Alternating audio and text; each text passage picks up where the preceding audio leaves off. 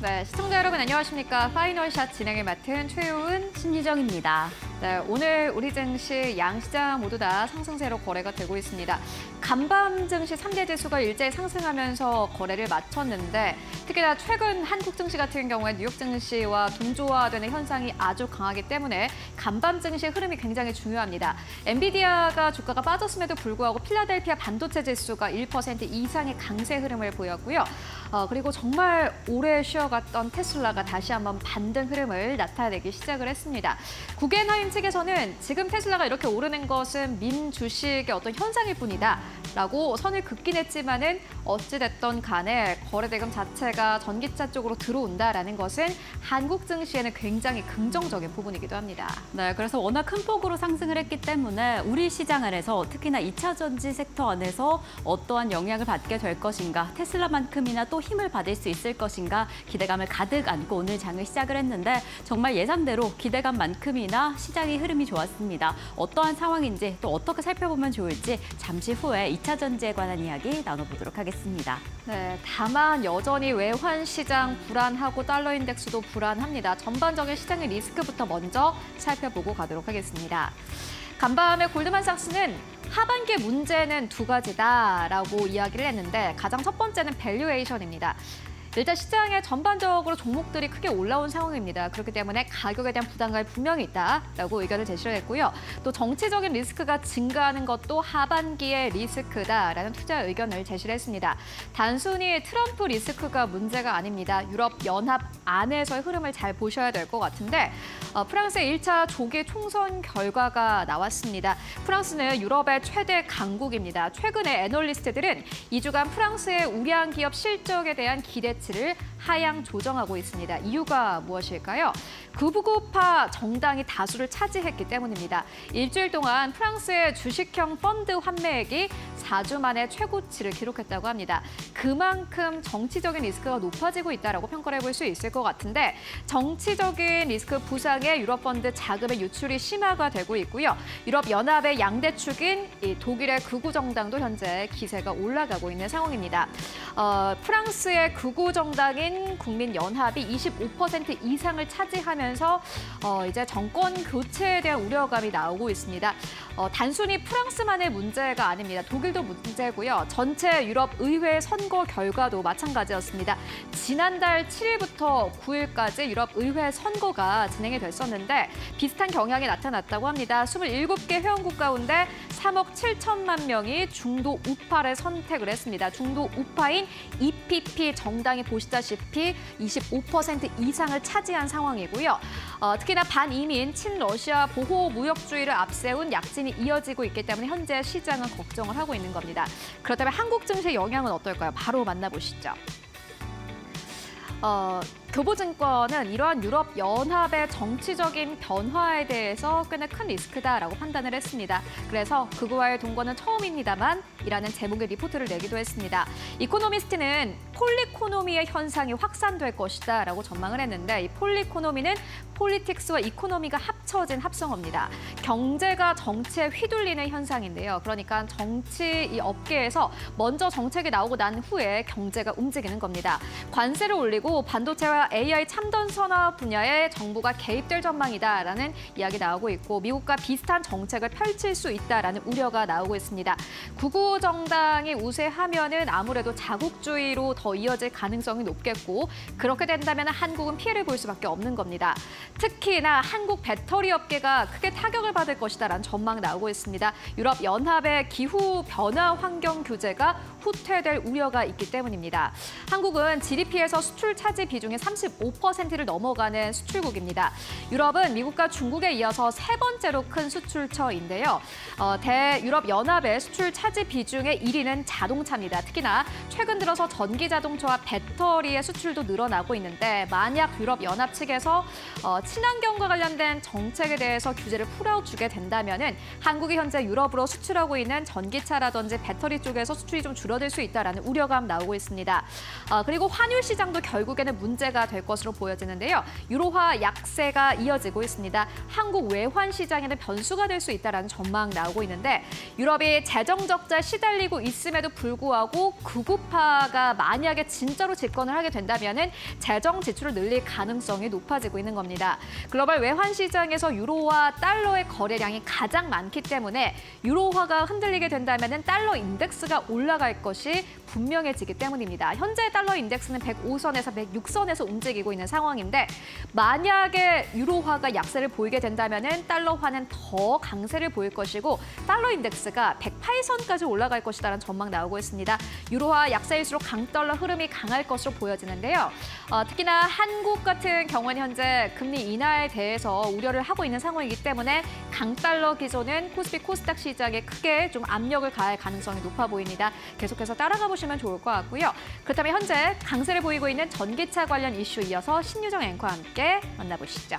네, 글로벌 시장 안에서 이 테슬라가 워낙 강력한 흐름을 보였기 때문에 오늘 2차 전지가 정말 기대가 됐습니다. 그렇지만 그 예상만큼, 기대감만큼이나 오늘 상당한 상승세를 보여줬는데요. 지난해 상반기, 하반기 흐름을 체크해봤을 때 테슬라가 급등하자 LG 에너지솔루션, 삼성 SDI와 같은 배터리 기업들이 상승을 했고 하락을 하자 하락하는 흐름을 보였기 때문에 지금 상승세를 기대를 하지 않을 수가 없던 상황이었습니다. 지금 이러한 흐름 때문에 2차 전지 전반적인 상승의 사이클 시작되는 것인가, 오늘 보였던 상승폭이 2차 상승 사이클의 준비 단계일까라는 기대감도 좀 나오고 있습니다. 이렇게 여러 가지 이슈들로 이제 2차 전지가 계속해서 힘을 받을 수 있다라는 부분으로 좀 뒷받침되고 있는 상황인데 그 첫 번째는 리튬과 니켈 가격입니다.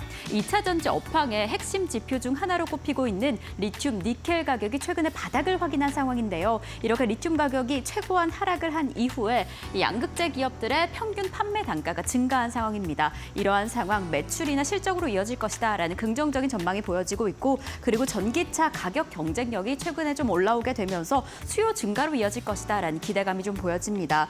이 상반기에 기아에서도 저가형 전기차를 출시를 했습니다. 이러한 부분에서 가격 경쟁력을 좀 상당히 갖게 된 상황이고 기아차뿐만 아니라 이 하반기에는 국내외 기업들에서 이 저가형 전기차를 내놓거나 아니면 전기차 기존 업체들의 가격을 인하하겠다라는 부분이 발표된 상황입니다. 이러한 부분에서 수요를 끌어올리지 않을까라는 기대감도 좀 보여지고 그리고 이 전기차 업황의 특성상 이 계절성을 좀 받게 된다라고 합니다. 중국 시장 안에서는 하반기에 지금 역사상 계속해서 판매가 확대되는 상황이 보여졌고 유럽 시장 안에서도 4분기에 가장 큰 매출을 확인이 된 상황이어서 이러한 흐름이라면 진짜 하반기에 이 전기차 시장과 함께 2차 전지 좀 힘을 내지 않을까라는 기대감이 있습니다. 하지만 이러한 기대감과 달리 아직 배터리 힘을 내기에는 아직이다라는 우려감이 더 강력합니다. 어떤 우려감이 있을지 체크를 해보도록 하겠습니다. 사실 최근에 테슬라가 6거래일째 상승을 했음에도 불구하고 오늘 시장을 제외하고 그 전까지 2차 전지는 힘을 받지 못하고 있었습니다.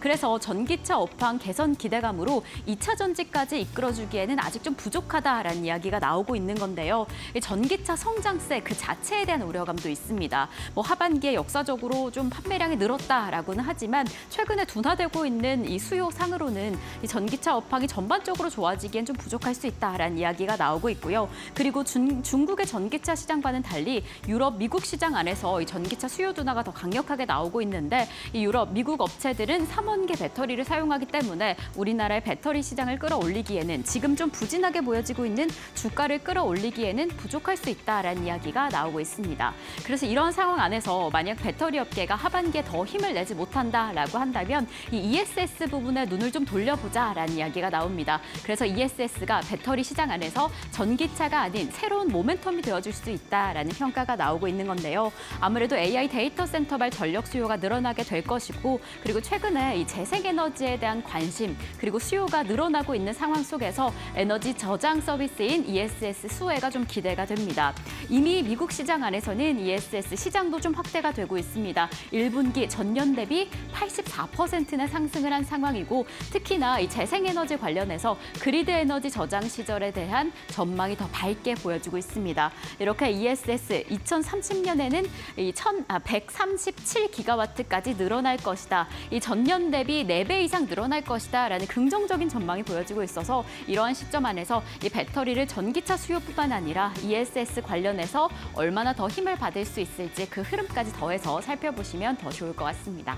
네, 간밤에 테슬라가 이렇게 급등 흐름을 보인 것은 물론 중국 내 전기차 인도량이 증가했기 때문이기도 하지만 ESS 시장에서의 성장이 가시화되고 있기 때문입니다.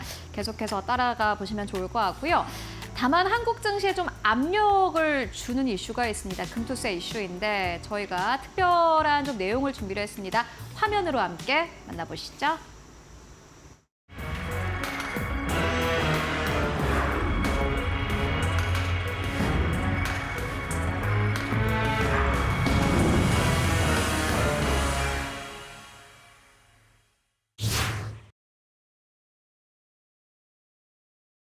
금투세는 완벽한 시기상조다. 민주당은 민심을 따르라. 금융투자소득세가 주식시장의 뜨거운 감자로 떠올랐습니다. 금투세는 금융투자 수익이 5천만 원을 초과하면 투자자가 수익 중 20%를 세금으로 납부하는 과세 제도입니다. 금융투자 수익이 3억 원을 초과하면 25%의 세금이 부과됩니다. 2025년 1월 1일부터 시행 예정인데 금투세가 도입되면 단기 매매, 이른바 단타 거래 비중이 늘어날 것이란 우려가 나옵니다. 투자자들은 세금 납부 대신 손실난 주식을 파는 방식으로 과세를 피한다는 겁니다. 이미 주식시장 거래 대금에서 단기 매매 비중은 역대 최고치를 기록했습니다. 한국거래소에 따르면 올해 들어 지난달 13일까지 코스피와 코스닥 시장의 단기 매매 거래량은 총 1,020억 9,774만 주로 전체 거래량 가운데 58%를 차지했습니다. 같은 기간 단기 매매 거래 대금은 총 1,111조 1,139억 원으로 전체 거래 대금 가운데 48%로 집계됐습니다. 우리나라 코스닥 시장 가격 움직임 보면 장기간에 걸쳐서 우상향하고 있는 그런 모습들이 나타나고 있지는 않거든요. 그러다 네. 보니 장기가 묵혀놨을 때 그냥 네. 제자리 걸음하는 수준이더라. 이런 인식들이 특히나 개인 투자자들을 중심으로 해서 강하게 이제 형성이 되었고요. 변동성만을 보면서 데이 트레이딩을 하는 게 오히려 수익이 더 나을 수 있다. 그런 인식들이 이제 확대되면서 나타나는 결과라고 볼 수 있겠죠. 전문가를 만나 자세한 이야기를 들어봤습니다. 김대종 교수는 주식시장에서 단기 매매 비중이 80%까지 증가할 수 있다고 전망했습니다. 저는 아마 전체 거래액의 80%가 다 단기 매매가 될 것이다. 5천만 원 이상 이익이 나면 20% 세금을 내야 되고 최고 27%까지 세금을 내야 됩니다. 그러면 누가 5천만 원 이익을 남겨서 세금을 내겠느냐. 당연히 단기 매매로 전환이 될 것이다. 금투세는 개인 투자자 독박 과세라는 의견도 나옵니다. 금투세 시행되고 거래세가 인하되면 대세 상승을 막는 장벽으로 투자자들이 긴 호흡보다는 단기 매매에 집중할 수밖에 없고 그로 인해서 단타 폐해가 심각하게 드러날 것입니다. 기존에 내던 세금을 외국인은 인하가 되거든요. 내던 거래세를 안 내기 때문에 낮은 세금으로 거래를 할 수 있고 한 번 하던 거 두 번 할 수 있고 외국인들은 꿀맛이죠. 그런데 결과적으로 개인 투자자들은 죽을 맛이 될 겁니다. 반면 금투세를 도입해도 단기 매매에 큰 영향은 없을 거라는 시선도 있습니다. 장기 보유를 하더라도 5천만 원이 넘으면 세금을 내야 하는 거니까 개인은 무조건 수익이 더 높기를 원해요. 저는 영향이 없을 거라고 봐요. 수익의 일부를 세금으로 내는 거지 수익보다 더 많은 세금을 내는 건 아니잖아요. 우리가 돈을 더 벌면 더 번 것의 일부를 세금을 내는 거지 세금이 있다고 더 벌 생각이 없어진다 이렇게 생각하는 것은 너무 과다한 생각인 거죠. 더불어민주당도 과세 합리화를 위해 금투세를 예정대로 시행해야 한다고 주장하고 있습니다. 다만 단기 매매 촉진 우려에 대해서는 장기 투자에 대한 인센티브를 부여하는 등 보완책 검토가 필요하다고 설명했습니다. 그렇다면 단기 매매 비중을 줄이기 위한 정부와 기업의 역할은 무엇일까? 정부가 할 수 있다 그러면 가급적이면 세금을 없애는 싱가포르 모델을 따라라. 싱가포르는 법인세가 17%, 정권 거래세 외에는 모든 세금이 없습니다. 주가 조작에 대해서도 형사처벌과 함께 자금 환수도 해야 되는데 또 그런 게 좀 미비하다. 기업의 투명성을 높이기 위해 애쓰고 기업의 거버넌스, 지배구조라든지 그다음에 주주환원과 관련된 그런 부분들을 지금보다는 더 투명하고 그리고 적극적으로 주주환원을 이제 실시하는 이런 쪽으로 소득이 있는 곳에 세금이 있다는 조세 정의 실현이 주식시장 혼탁을 불러올 수 있다는 우려. 당국의 고민이 깊어지는 대목입니다. 이데일리 TV 이지은입니다.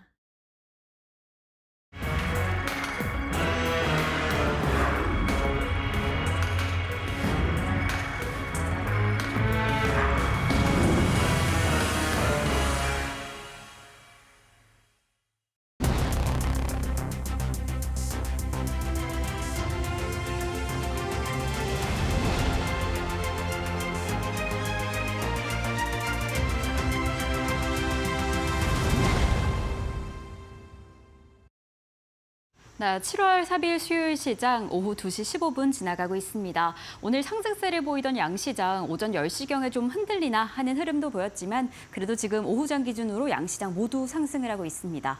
이러한 흐름 안에서 우리는 어떤 투자 전략 이어가면 좋을지, 어떤 종목 집중하면 좋을지 이분 모시고 이야기 나눠보겠습니다. 이데일리온의 윤환식 파트너님 나와주셨습니다. 여보세요? 네, 안녕하세요. 윤환식 전문가입니다. 네, 파트너님 안녕하세요. 지금 오후장 그래도 우리 양시장 힘을 내고 있습니다. 오전장엔 또 오랜만에 2차 전지가 힘을 내주기도 했는데 지금 오후장은 좀 어떻게 보고 계실까요? 오늘 아침에 일단은 국내 증시는 파월 연준의장의 비둘기파적 발언과 전기차 테슬라의 2분기 차량 인도가 예상치를 웃돌면서 초반 시장 2차 전지 섹터로 수급이 몰리면서 갭상승 출발을 했지만요. 전간 후약으로 2차 전지가 밀리는 흐름입니다. 현재 오후장 양시장 모두 상승 흐름을 이어나가고 있으나 이는 일부 HLB 제약주들과 2차 전지의 약반등으로 인해서 시각적으로 왜곡 효과가 일어난 측면이 있고요. 아직도 여전히 하락 종목 수는 많은 흐름입니다. 특히 2차 전지 섹터들은요. 현재도 상승 흐름입니다만 대부분 1차 저항선을 막고 상승폭을 반납 중입니다. 현재 오후장 HLB가 상한가를 도달하고 3,000당 제약이 신고가를 돌파해주면서 개별 바이오 종목들이 일부 강세를 보이고 있습니다. 특히 약세 테마로는 반도체 관련주들이 약세를 보이고 있는데 이는 엔비디아가 프랑스에서 반독점 혐의를 기소가 되었다는 전망에 따른 주가 하락으로 국내 반도체 주들도 이에 대한 영향으로 약세를 나타내고 있습니다.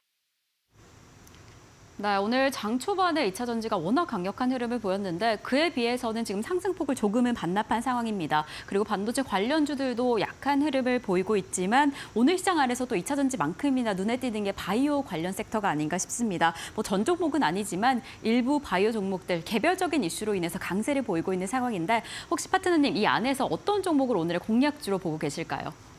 일단 지금 오후 시장에 강한 종목이 일부 금융주들과 바이오 관련주입니다. 특히 어제에 이어 오늘도 바이오 관련주가 강세를 보이면서 이 바이오 업종 내에서 밸류가 있고 강한 종목을 우리가 찾아야만 하는데요. 그중에 제가 보고 있는 종목이 바이넥스라는 종목입니다. 이 바이넥스는 어떤 관련주냐 하면은 미국의 대중국 바이오 규제인 생물보안법이 연내에 통과 가능성이 여전히 높은 것으로 알려지고 있습니다. 여기서 생물보안법이 무엇인지 궁금해하시는 분들이 있을 것 같은데요.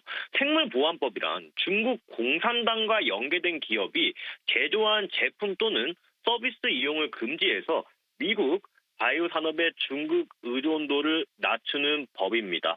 이 바이넥스가 가진 강점으로는 바이넥스의 설비는 가장 수요가 높은 동물세포 4,500리터 4개 제조 플러스 미생물 세포 배양 설비 500리터 1개 스위트, 완제 의약품 설비 1개 보유, 원재부터 완제까지 원스톱 생산을 제공할 수 있습니다. 그렇기 때문에 바이넥스 같은 경우는 위탁 생산에서 임상시험 수탁으로까지 서비스 영역을 넓히고 있고요. 현재 중소형 CDMO 시장에서 바이넥스가 가장 두각을 나타낼 것으로 전망하고 있습니다.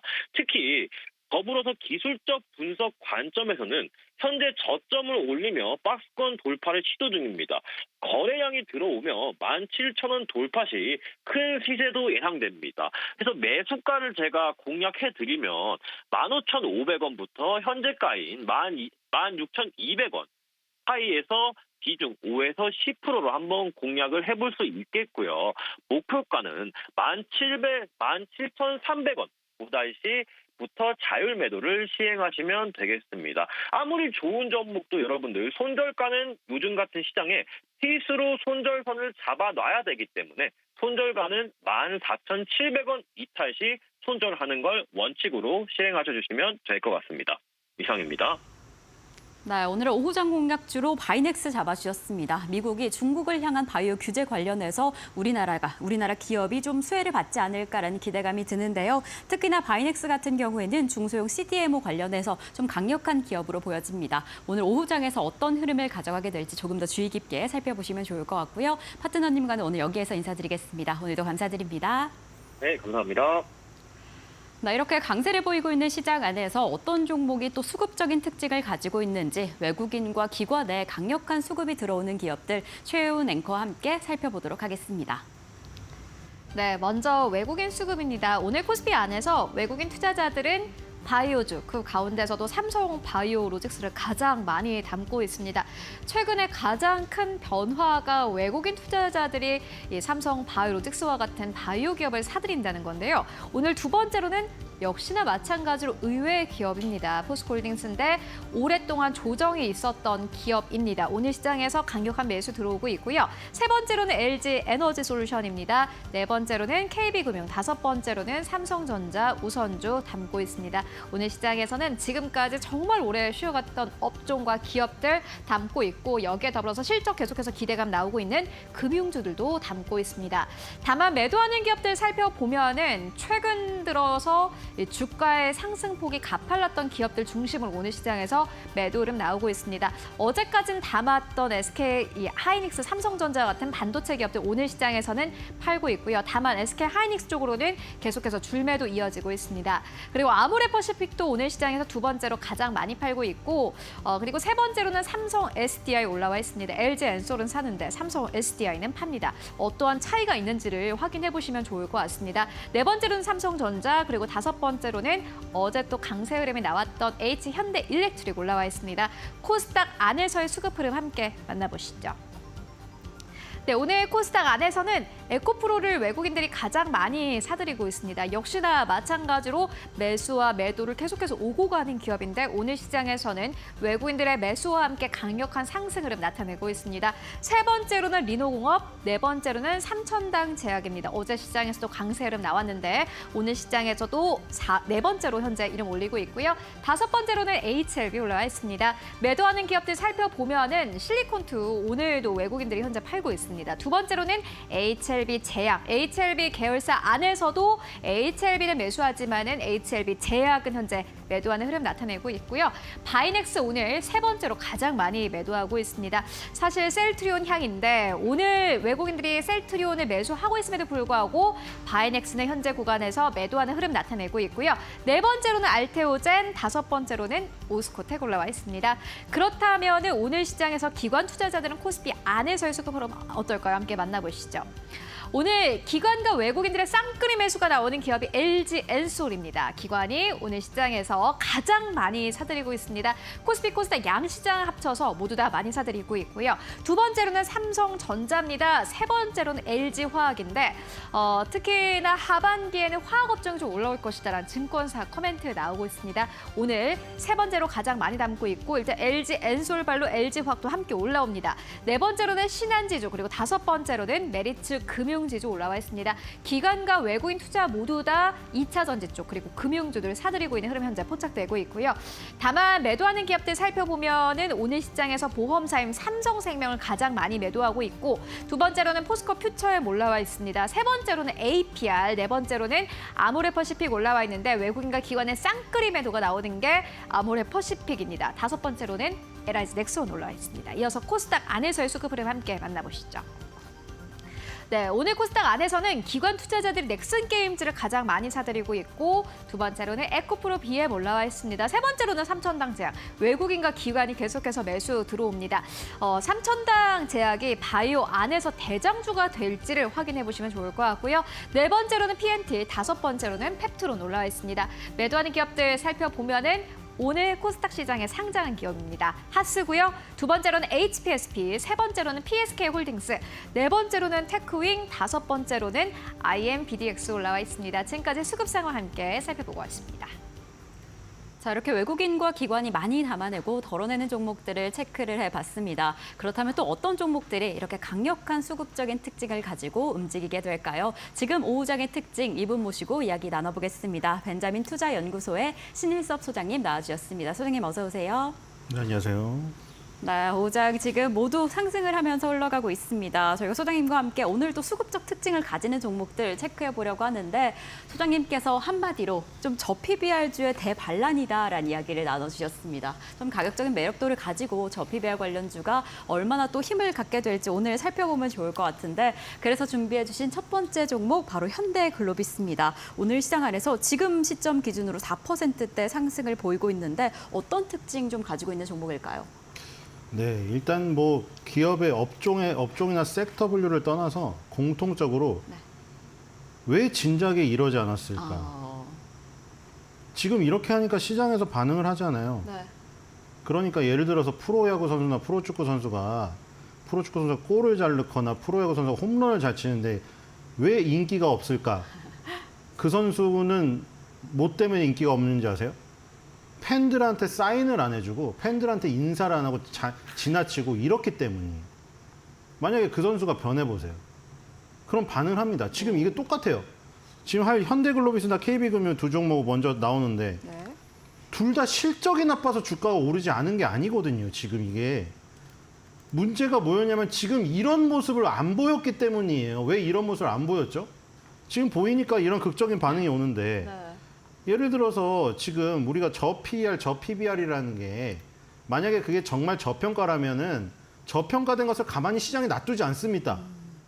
저평가된 선수를 가만히 놔두지 않죠. 그렇죠. 저평가된 선수가 있으면 정말로 미래의 호날두 메시가 될 선수가 있는데 몸값이 저평가되어 있으면은 얼른 채가요. 모든 구단이. 근데도 안 채가고 10년, 20년을 내버려둔다? 그 사람이 만년 저평가일까요? 그냥 그 정도 수준인 거예요. 그러니까 무슨 얘기냐면은 지금 PER로 예를 들어보죠. 주당 순이익 EPS, 주당 얻는 순이익 곱하기 PER이 주가죠.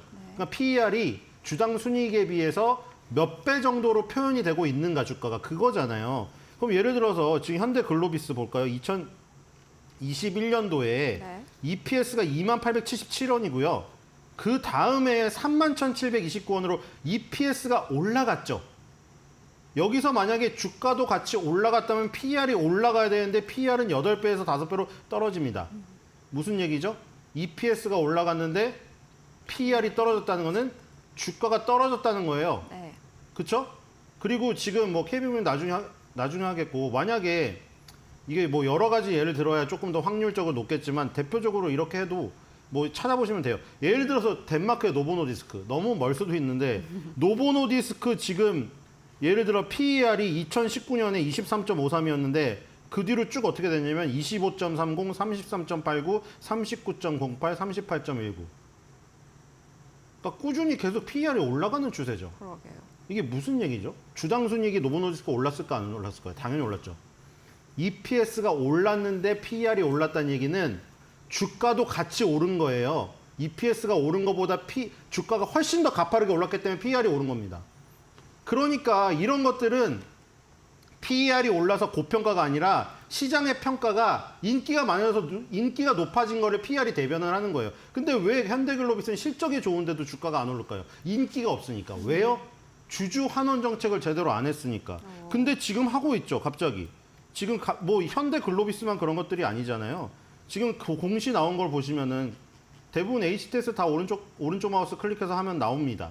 여기서 뭐 최근에 나온 공시들 보면은 공정공시에서 하나 나온 게 3개년 배당 정책 수립 및 지속 시행이라고 25년부터 27년 계획을 내놨어요. 배당 성향 N 주당 배당금. 배당 성향을 최소 25%로 3년간 가져갈 것이며 그 다음에 전년도 주당 배당금 대비 최소 5%씩 상향을 하겠다. 최저 배당금을 설정했습니다. 그리고 개인 투자자들이 좋아하는 1:1 무상증자도 지금 결정을 해서 무상증자를 앞두고 있습니다. 주식 한 주를 공짜로 준다는 거죠. 물론 무상증자니 주식 분할이 나의 주식 가치에 영향을 미치는 본질적인 얘기는 아닌데 어쨌든 무상증자를 한다는 거는 기업에서 남은 잉여 현금을 주주들한테 뿌린다는 거기 때문에 긍정적으로 받아들여져요. 현대글로비스가 그래서 지금 몇 년인가요? 2015년도의 고점을 이제서야 만 10년 만에 돌파를 시도하고 있습니다. 그러니까 이런 모습을 보여주면 움직인다는 거예요. 실적이 다가 아니라는 거죠. 네, 왜 이제야 움직이냐 하는 종목들 첫 번째로 현대글로비스 잡아주셨습니다. 아무래도 주주 환원 정책으로 인해서 뭐 주주들을 잘 달래고 우리 투자자들로 하여금 그래도 좀 매력 있는 포인트를 잡아주지 않았나라는 생각이 드는데 그래서 이렇게 오르고 있습니다. 그리고 또 하나 왜 이제야 오르나 하는 종목 중에 하나 KB금융으로 잡아주셨는데 저희가 12시 기점으로 외국인 순매수 4위에 올랐던 종목입니다. 이렇게 외국인 투자자가 잘 들어오고 있는 상황 덕분인지 주가의 흐름도 아주 긍정적인데 KB금융은 또 어떤 정책으로 주주들을 좀 잘 달래주고 있나요? 예, 오늘은 4개를 해야 돼가지고 네네. 자 연관되었기 때문에 배경 설명은 끝났습니다. 네. 배경 설명은 똑같아요. 네. 현대글로비스가 물류고 KB금융이라서 완전 섹터는 틀리지만 동시에 지금 공유하고 있는 개념은 그거예요. 주주 환원 정책을 적극적으로 펼친다. 네. 그래서 그 재미없던 기업들이 재밌어진다. 이게 포인트입니다. 얘도 마찬가지거든요. 돈을 못 벌어서 주가가 안 움직였던 게 아니에요. 네. 예를 들어서 지금 EPS가 2021년도부터 얘도 1,605원, 1,097원, 11,444원, 11,972원. 주당 순이익은 매년 증가를 시키고 있는데 PER은 5.19, 4.80, 4.73 계속 낮아지고 있었어요. 이번 연도는 확정이 안 됐으니까. 그런 얘기는 주당 순이익이 올라가고 있는데 주가가 그거에 맞춰서 못 오르니까 PER이 안 오른 거예요. 그러니까 PER은 인기라고 생각을 하셔야 됩니다. 인기. 시장에 인기가 없는 거예요. 시장에서. 근데 지금 여기서 만약에 주당 순이익이 오르는 만큼 혹시 그 이상으로 주가가 바짝 오르면 지금 예상으로 나와 있는 이렇게 PER 6.95, 4년 내 최고치 PER이 나오겠죠. 4년 내 최고치 PER이 나왔다고 해서 PER이 높으면 고평가다? 틀린 생각이죠. 흐름을 봐야죠. 흐름을. 계속 만년 PER이 낮다가 PER 수준이 높아졌다는 거는 인기가 올라갔다는 거예요. 어떤 학생이 맨날 50점만 수학 점수를 받다가 이제 수학 점수가 80, 80, 80을 찍어요. 그러면 그 학생의 수학의 능력 자체가 바뀐 거예요. 그렇죠. 그렇기 때문에 그건 운이라고 생각할 게 아니라 지속적으로 가면 인기가 이제 올라가서 그게 반영이 된다. KB금융도 지금 주가가 가파르게 올라서 지금 무려 2008년에 상장되었는데 서브프라임 때 20년 만에 고점을 돌파시켰습니다. KB금융. 그동안 많은 일이 있었겠죠. 2008년, 2018년, 그리고 2020년 뭐 코로나 위기 그런 것들 다 있었는데 어느 순간에도 그 위기 이후에 극복이 안 됐어요. 근데 지금 이번 연도에 64.33% 고점상으로 오르면서 그 20년간의 벽을 통곡의 벽을 무너뜨리고 있습니다. 그러게요. 그럼 이제 주가가 주당 순이익에 비해서 주당 순이익이 오르는 것에 비해서 더 가파르게 오르니까 PR이 오르겠죠. 근데 그 KB금융이 PR이 오른다고 고퍼 종목이 되는 게 아니라 성장의 초입에 들어가서 인기가 높아지기 시작한다라고 해석을 하는 것이 옳을 것 같습니다. KB금융도 마찬가지예요. 지금 예를 들어서 저기도 내놨습니다.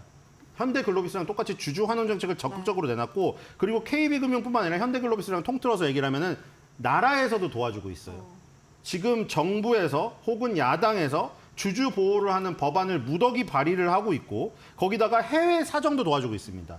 예를 들어서 지금 트럼프의 재선 가능성이 높아지고 있잖아요. 그러면 트럼프가 됐을 때 볼커룰이라고 옛날에 했던 그것을 완화할 가능성이 있기 때문에 이거는 쉽게 말하면 서브프라임이 터진 이유가 은행이 막 이상한 옵션 상품이나 막 파생 상품 자기네가 이해하기도 어려운 빅숏 영화에서 나오잖아요. 그런 상품에 투자를 한 거예요. 근데 뭔 돈으로? 자기 회사 돈으로.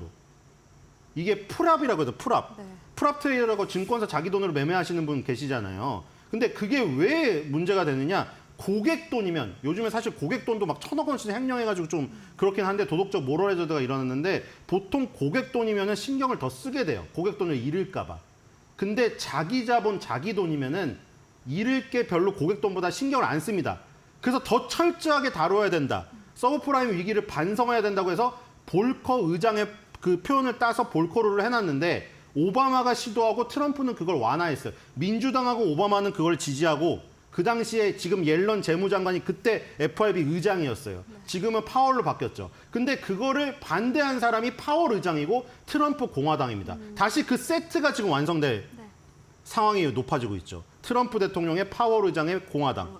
그렇기 때문에 볼커룰이 해제가 되면은 미국 금융주도 좋아지고 그러면은 결국 엔비디아가 좋을 때 우리나라 낙수 효과로 반도체주가 좋은 것처럼 미국 금융주가 좋으면 우리나라 금융주도 좋은 이런 상황이 펼쳐질 수 있다. 네, 맞습니다. 지금 현대글로비스와 마찬가지로 내실, 실적과 성적이 좋았는데 왜 안 가나 했던 종목들 이렇게 지금 주가로 흐름을 보여주고 있습니다. 앞으로 주주환원 정책의 수급적인 상황까지 더해져서 이러한 상승세 계속 더 기대해봐도 되지 않을까라는 생각이 들고요. 그럼 저희는 한 종목 더 체크를 해보겠습니다. 되나요? 사실 네. 이 종목 같은 경우에는 조금 다른 흐름이지 않을까 싶습니다. 어찌 보면 실리콘2는 이미 올해 주가로 좀 증명을 해준 상황입니다. 올해 들어서만 6배 넘는 주가의 상승세를 보였던 어찌 보면 대표적인 K뷰티를 이끄는 기업 중에 하나였는데 실리콘2 지금 전망은 좀 어떻게 보고 계실까요? 예, 이거는 이제 틈새죠. 지금 크게 봤을 때는 네. 아까 저기 뭐 브리핑에서 보시다시피 네.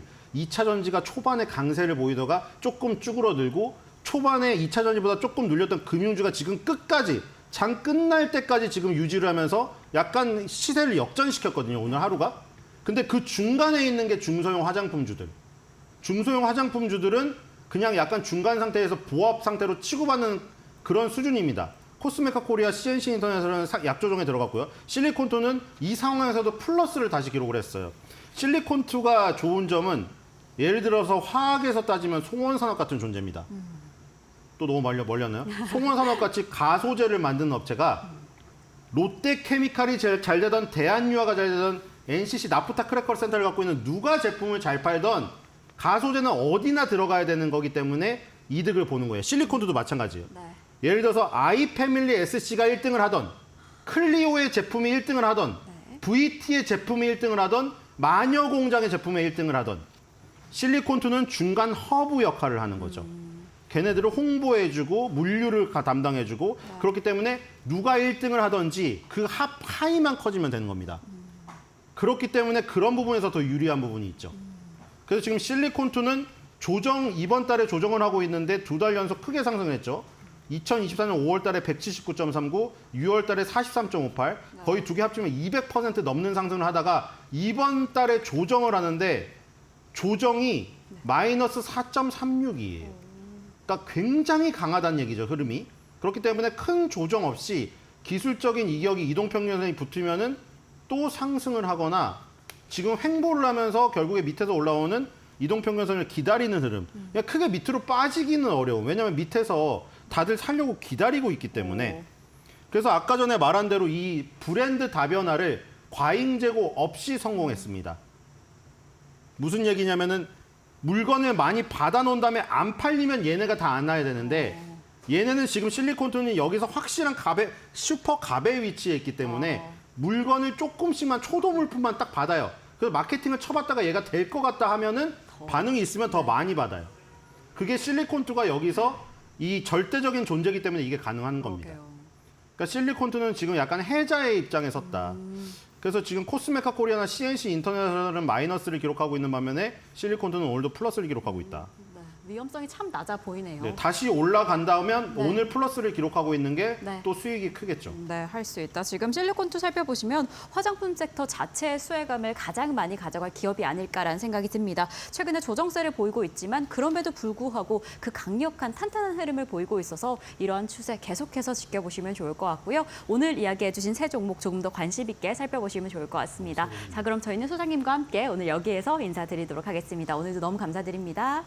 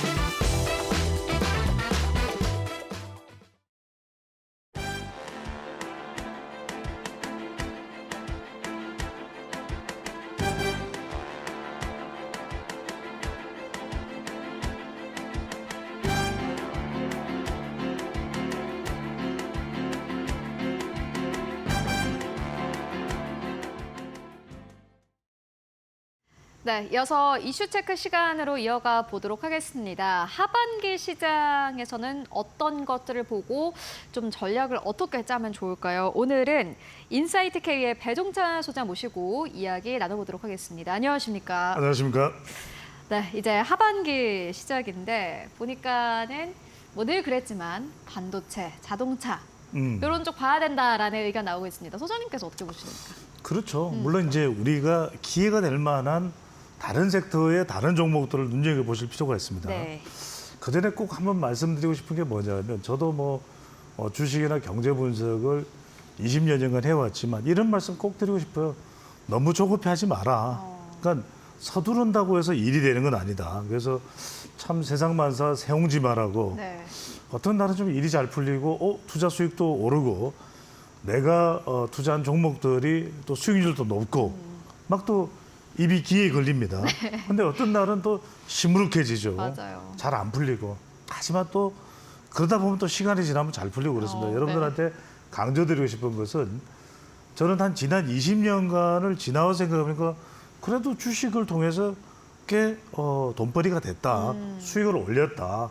그런 부분들을 보면 결국은 워렌 버핏이 따로 있는 것이 아니라 내 마음속에 워렌 버핏이죠. 그래서 저는 여러분들이 네. 힘내고 긍정적으로 옵티미스트, 낙관주의자가 승리한다는 얘기를 하지 않습니까? 네. 그런 말씀을 꼭 드리고 싶습니다.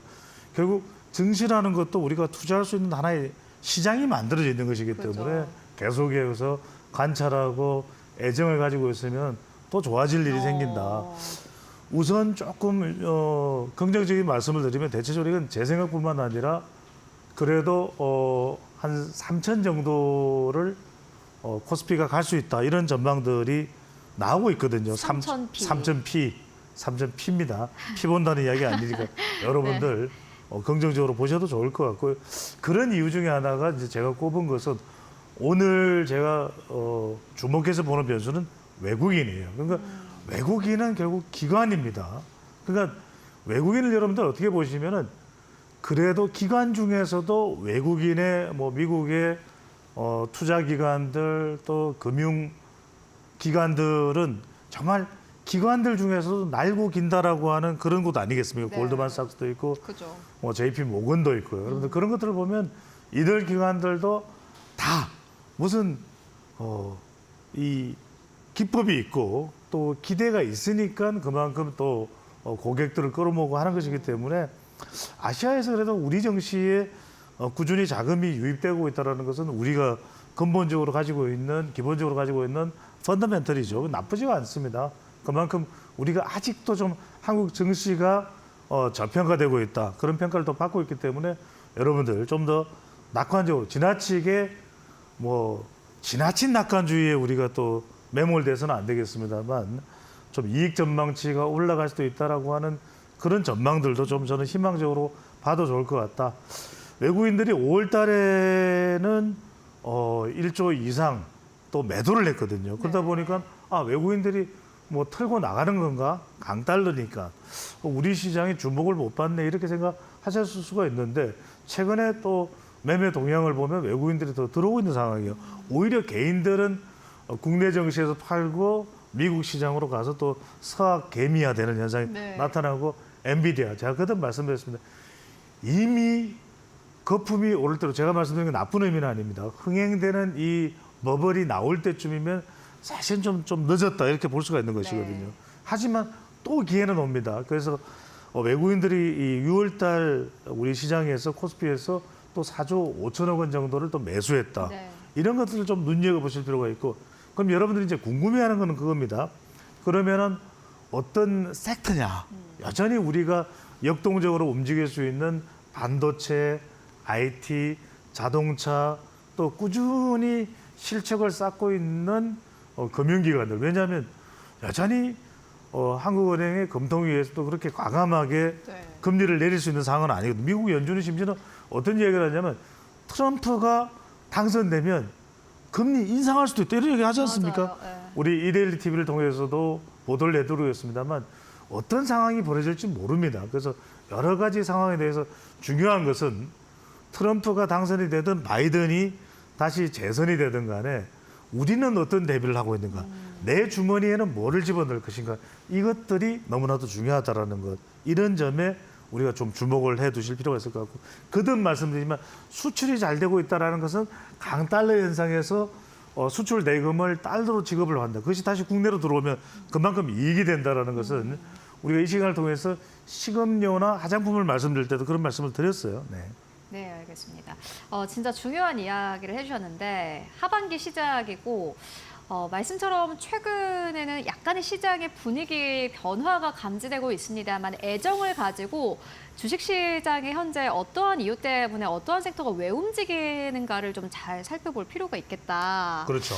라는 생각이 듭니다. 특히나 최근에 엔비디아가 말씀처럼 지금까지는 정말 계속해서 올라왔는데 그럼에도 약간의 좀 조정 흐름 나오고 있는 거 보여지고 또 테슬라 같은 경우에는 진짜 오랫동안 또 조정이었는데 간밤에는 다시 한번 급등 흐름이 나왔고 그런 측면에서 봤을 때는 이제 진짜 뭔가 하반기를 좀 준비를 해야 된다라는 생각이 드는데 그렇죠. 작년에 우리가 이데일리 TV를 통해서 분석을 해드리면서 상저하고 이런 이야기를 말씀드렸는데 결국에는 상저하저가 됐단 말이에요. 그래서 많은 분들이 실망을 했습니다만 그런 데는 또 그런 이유가 있는 것이고요. 하지만 이번의 경우에는 금리 인하 여부와는 상관없이 미국 정신이 계속 좋거든요. 맞아요. 그런 이유가 분명히 여러분들 있습니다. 그런 이유가 되는 게 강달러 현상이라든지 또 다른 이유들 또 글로벌 정치, 경제, 환경도 영향을 미치고 있는 부분이고 이런 점에서 여러분들이 주목을 해본다면 여전히 우리가 주목해야 되는 키워드가 뭐냐. AI다. 또 HBM이다. 고대폭 메모리는 계속 좋거든요. 그죠.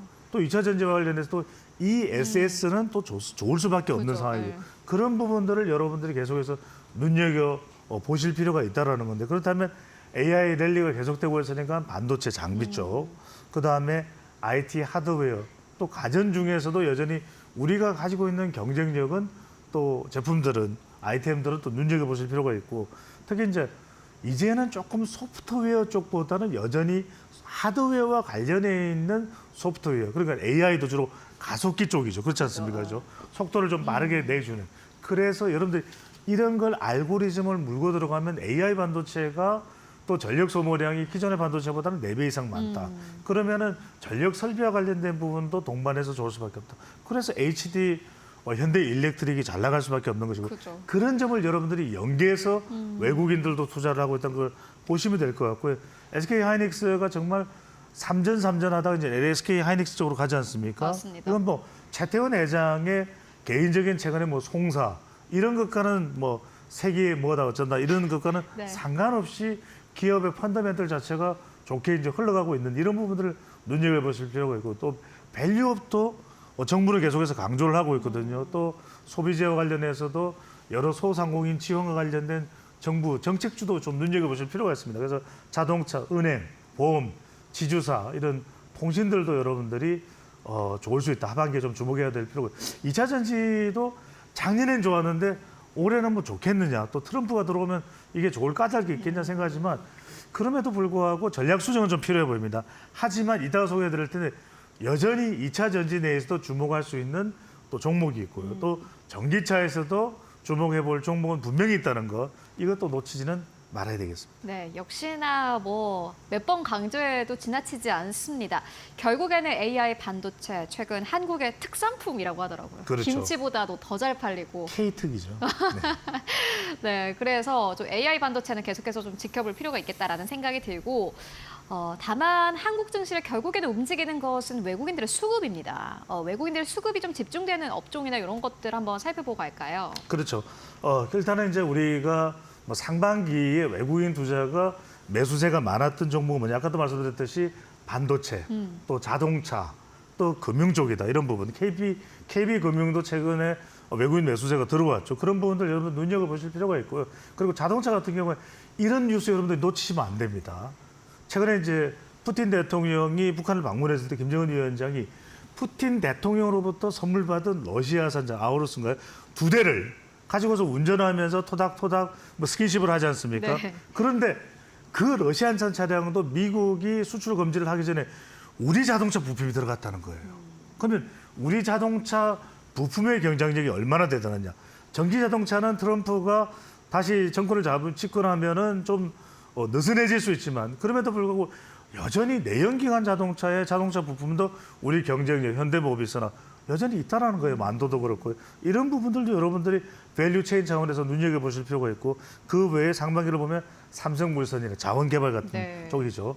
그다음에 HD 현대 일렉트릭 전선 쪽도 전력 쪽도 보실 필요가 있고 알테오젠, KB금융 또 게임의 크래프톤 또 눈여겨보실 필요가 있겠습니다. 네, 그리고 외국인들의 수급이 붙고 있는 기업들은 결국엔 실적이 잘 나오는 기업들, 수출이 잘 되고 있는 기업들 이렇게 좀 정리를 해볼 수 있을 것 같은데 그렇다면 최근에 매수가 좀 집중되는 기업들이 있을까요? 네, 제가 이렇게 말씀드릴게요.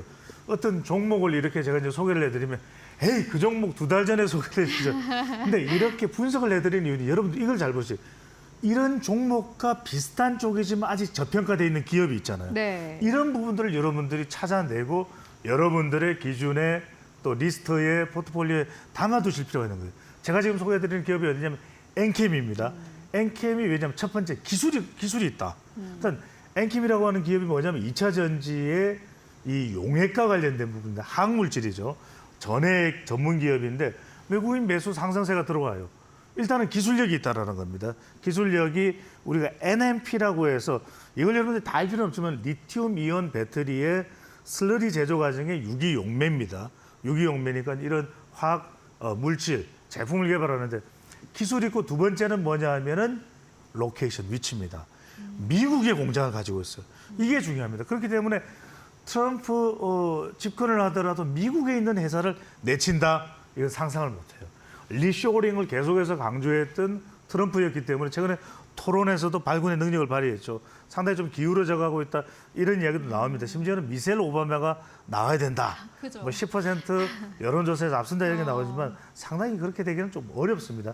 그렇다면 지금 이 엔캠이 공장이 어디 있냐? 바로 미국의 스윙스테이트 경합주 조지아주에 있다는 겁니다. 이게 중요한 거예요. 여기에다가 뭐 켄터키주나 다른 엘레베마주에까지도 공장을 증설할 수 있다. 이러면 여러분들이 주목을 할 수밖에 없죠. 올라갔지만 더 올라갈 수 있는 여력이 있다.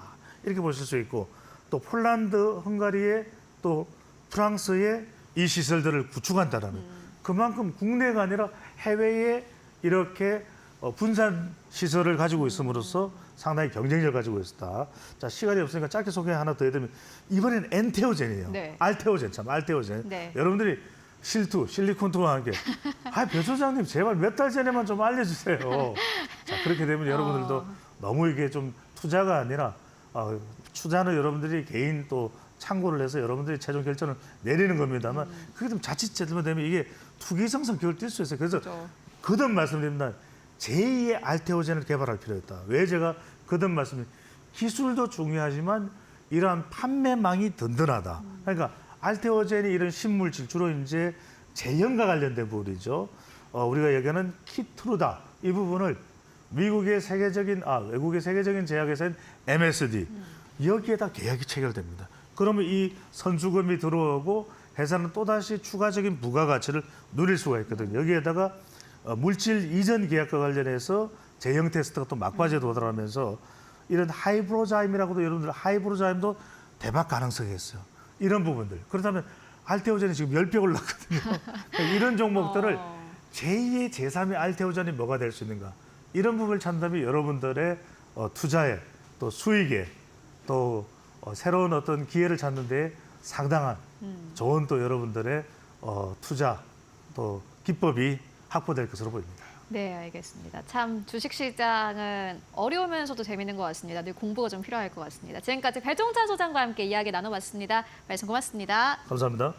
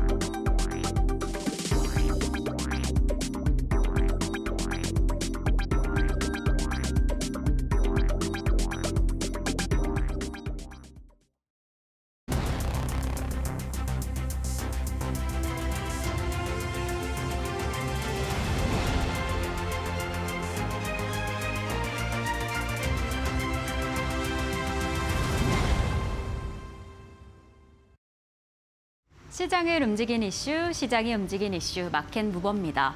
우리 시장 금리에 정말 큰 영향을 받고 그리고 이 금리는 물가 상황에 따라서 움직이는 만큼 지금 물가 어떠한 상황인지 물가 지표가 어떠한 상황을 대변하는지 잘 파악해 보는 게 아주 중요할 것 같습니다. 그 중에서도 연준이 주목하고 있는 물가 지표 중에 하나인 최근에 공개가 된 6월 PCE 지표에 대해서 좀 자세히 살펴보려고 합니다. 6월 PCE 지표 전월 대비 0.1% 하락하면서 시장의 예상치와 부합했습니다. 2.6%로 사실 어찌 보면 물가 상황 여전히 높은 상황이다라고 우려하는 부분도 있지만 시장의 예상치와 부합했다는 점 그리고 전체적인 흐름을 확인을 해보면 2021년 3월 이후 가장 낮은 수준이라는 점이 좀 긍정적으로 해석되기도 합니다. 이 PCE에는 PCE 그리고 코어 PCE, 슈퍼 코어 PCE로 나눠지는데요. 변동성이 큰 식품과 에너지 가격을 제외하는 근원 서비스를 묘사하는 코어 PCE도 있고 주거비 제외의 근원 서비스를 묘사하는 슈퍼 코어 PCE 이렇게 세 가지로 나눠집니다. 그래서 지금 물가 지표가 어떤 상황을 묘사하고 있는지 잘 이해하는 것이 너무 중요한데요.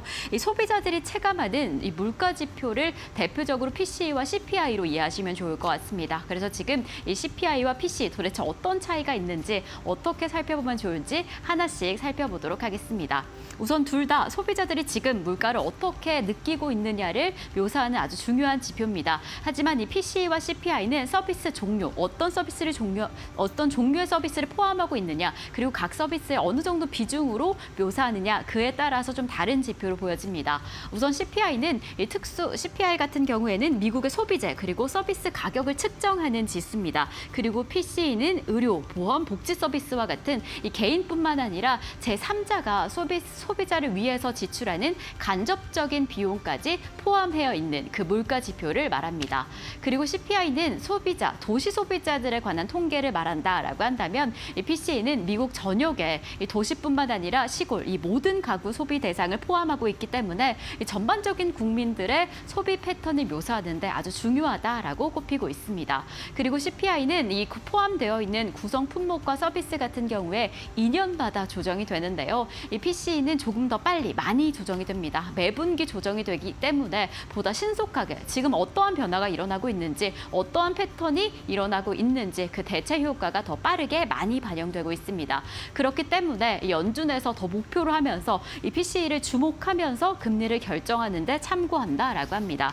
이렇게 CPI와 PCE 어떤 차이를 가지고 있는지 잘 이해해 보시면 좋을 것 같은데 이렇게 PCE가 시장의 예상치와 부합하게 그 상승률이 좀 둔화되고 있다라는 점에서 금리 인하에 좀 청신호가 들어왔습니다. 이 연준이 목표하고 있는 인플레이션 지표보다는 여전히 높다라고는 하지만 그럼에도 불구하고 경제 둔화 상황에서 침체로 이어질 수 있는 그 우려감이 좀 더 덜어낸 낮춰진 상황인데요. 이에 따라서 금리 인하에 대한 기대감이 62.3%로 올라갔습니다. 연내 2회 금리 인하의 가능성, 그러니까 다가오는 9월에 금리 인하할 수 있는 가능성이 더 높아진 상황인데요. 지금 잘 살펴보면 이 물가 추이, 잘 둔화되고 있는 물가 상승률뿐만 아니라 이 전반적인 물가가 안정적인 흐름을 이어가고 있다라는 물가 추이가 확인되기도 하고 고용 시장의 안정화 그리고 소비 역시나 좀 전반적인 둔화의 흐름이 보여지고 있습니다. 이렇게 안정적으로 소비 성장세가 회복이 되고 있는데 지금 좀 일시적인 성장세 회복이다라고 보는 의견도 있지만 그럼에도 불구하고 이러한 시그널을 아주 긍정적인 시그널 삼아서 금리 인하에 대한 가능성 조금 더 기대해봐도 되지 않을까라는 여론이 계속해서 나오고 있습니다. 이러한 물가 상황, 금리 그리고 우리 주가는 어떻게 영향을 받게 될지 저희와 함께 살펴보시면 좋을 것 같습니다. 네, 이어서 오늘 시장에서 움직이고 있는 기업들 함께 살펴보고 가도록 하겠습니다. 오늘은 지시인포의 박수범 대표, 유스탁의 유창희 대표 모셨습니다. 안녕하십니까? 안녕하십니까? 네, 매일 함께해 주시는 박수범 대표님께서 가지고 오신 첫 번째 기업 만나보도록 하겠습니다. LG 에너지 솔루션입니다. 진짜 많은 분들이 좀 기다리셨을 것 같다라는 생각이 드는데 오늘 보니까는 4% 넘게 상승세 36만 원대에서 현재 거래가 되고 있습니다. 4% 올라도 36만 원대, 40만 원대 이하인데 이 기업 어떻게 보십니까? 네, 일단 LG 에너지 솔루션 오늘 같은 경우에 테슬라가 워낙 좀 간밤에 좀 주가가 크게 급등하다 보니까 관련해서 ES 쪽으로도 좀 매출이 2배나 좀 뛰었다라는 얘기도 있었고 이런 내용들 그리고 생각보다 그리고 6월 달에 생각보다 좀 인도량이 좀 많았습니다. 차량 인도량이 좀 많았던 부분들. 그 부분으로 인해서 이제 테슬라가 이제 10% 정도 급등하다 보니까 뭐 그렇다면 국내에 있는 이제 셀 업체가 되었던 소재 업체가 되었던 관련 종목들의 움직임이 좀 강하게 상승하지 않겠냐라는 관점에 있어서 관련 종목들이 오늘 좀 강했다라고 보여지고요. LG 에너지솔루션 같은 경우에는 계속해서 이슈가 좀 나와주고 있습니다. 긍정적인 이슈가 나와주고 있는데 르노로부터 뭐 LFP 배터리 관련해서 지금 2030년까지 약 59만 대에 해당하는 셀을 이제 납품하겠다라는 얘기가 좀 나왔었고, 뭐 그리고 호주 리튬 강산 투자로 이제 15년 동안 리튬을 이제 175만 톤을 수산화 리튬을 좀 확보했다라는 이제 긍정적인 이슈도 좀 나왔어요. 뭐 이런 긍정적인 이슈도 좀 나오고, 뭐 지금 외국인과 기관들의 양매수 흐름도 수급적인 움직임도 좀 양호해지고 있는 분위기입니다. 뭐 여기에다 지금 차트상 움직임도 이제 저점 잡고 상승 추세로 전환되지 않겠냐라는 관점으로 좀 많은 투자자들이 바라보실 텐데. 문제는 정확하게 지금 현재 작년부터 어떻게 보면 이제 반도체를 외국인들이 매수하면서 2차 전지 쪽을 이제 공매도를 했죠. 그렇게 했던 이유가 이제 외국인 펀드 매니저들 입장에서는 국내에서도 마찬가지지만 롱숏 전략으로 좀 대응한다라는 부분입니다. 롱숏 전략이라는 거는 하나를 매수하면 하나는 무조건 공매도를 쳐야 돼요. 네. 그렇지 않으면은 매수를 못 합니다. 그거는 이제 그 규정이에요. 그러다 보니까 무조건 하나를 공매도를 쳐야 되는데 그 타겟이 됐던 게 작년에 2차 전지 쪽이었고요. 그러면서 이제 반도체 쪽은 HBM, AI 칩을 통해서 상당히 좀 좋아질 것이다. 삼성전자, SK하이닉스의 주가가 상당히 좀 크게 성장할 수 있을 것이다라는 관점에서 지금 올해 상반기만 하더라도 이제 절반 이상, 외국인들의 매수의 절반 이상이 반도체, 특히나 삼성전자, SK하이닉스에 집중되었던 부분들이었습니다. 뭐 그런 부분들 때문에 좀 소외되었던 흐름들이었는데 기술적으로 봤을 때는 분명히 이게 숏커버링 물량이 좀 들어와줘야 돼요. 그렇다면 지금 이제 외국인들이 공매도를 못하지만 숏커버링 물량이 좀 들어와준다면 이제부터는 본격적인 반등으로 좀 봐야 되는데 아직까지는 좀 숏커버링 물량이라고 얘기할 수 있을 만큼의 어떤 뭐 대량의 어떤 매수가 이루어지고 있지는 않고 있습니다. 그렇기 때문에 뭐 지금은 기술적 반등이라도 도 볼 수도 있고 뭐 최근에 좀 좋은 이슈로 해서 반등 흐름을 좀 잡아주고 있지만 일단 2분기 실적이 얼마만큼의 어닝 쇼크가 발생하는지를 좀 확인해야 될 부분이라고 저는 보고 있고요. 그 어닝 쇼크가 뭐 감당해낼 수 있는 이것보다 더 나빠질 수 있겠냐라는 관점에서 이제 투자자들이 외국인들의 숏커버링 물량이 본격적으로 이제 매수로 포지션의 변화가 좀 보여준다면 뭐 그때부터는 우리가 좀 편안하게 2차 전지 쪽도 좀 바라볼 수 있다라고 봅니다. 하지만 아직까지는 그 2분기 실적을 확인하고 외국인들도 포지션 변화를 좀 보여줄 거기 때문에 그때까지는 뭐 분할로 해서 대응하시는 건 좋겠지만 뭐 추격 매수는 하지 마시고요. 주가 좀 조정받는다라고 싶으면은 그때는 조금씩 체리 피킹 하듯이 조금씩 매수하셔도 좋다고 말씀드리고 싶습니다. 이렇게 자세하게 설명을 해주셨네요. 말씀처럼 이제 외국인들의 숏커버링 물량에 대한 어떠한 포지션 변화가 있어야지 사실 LG엔솔 같은 2차 전지 기업들이 올라갈 텐데 그러기 위해서는 실적을 일단은 좀 눈으로 보고 가야 된다라는 의견 전해주셨습니다. 간밤에 테슬라가 인도량이 44만 대 정도였습니다. 시장에서 예상했던 것보다 높았고 전년 동기에는 약 46만 대 정도를 인도했는데 이보다는 약 4.8% 정도 떨어진 수치이긴 하지만은 역시나 간밤 시장에서도 테슬라 이 정도 나쁘지 않다라는 것을 확인한 듯합니다. LG엔솔도 좀 그런 작업들이 필요하다라는 의견을 정리를 해보고 가도록 하겠고요. 이어서 두 번째 기업 만나보도록 하겠습니다. 유창희 대표님께서 가지고 오셨습니다. LG 디스플레이인데 이 기업도 역시나 마찬가지로 오늘 주가가 4% 이상의 상승세 12,220원대에서 거래가 되고 있습니다. 네. 이 기업 어떻게 보실까요? 네, 뭐 상승폭이 조금 줄어들긴 했지만 상당히 오늘 좀 의미 있는 상승이 나온 게 아닌가 생각을 좀 하고 있어요.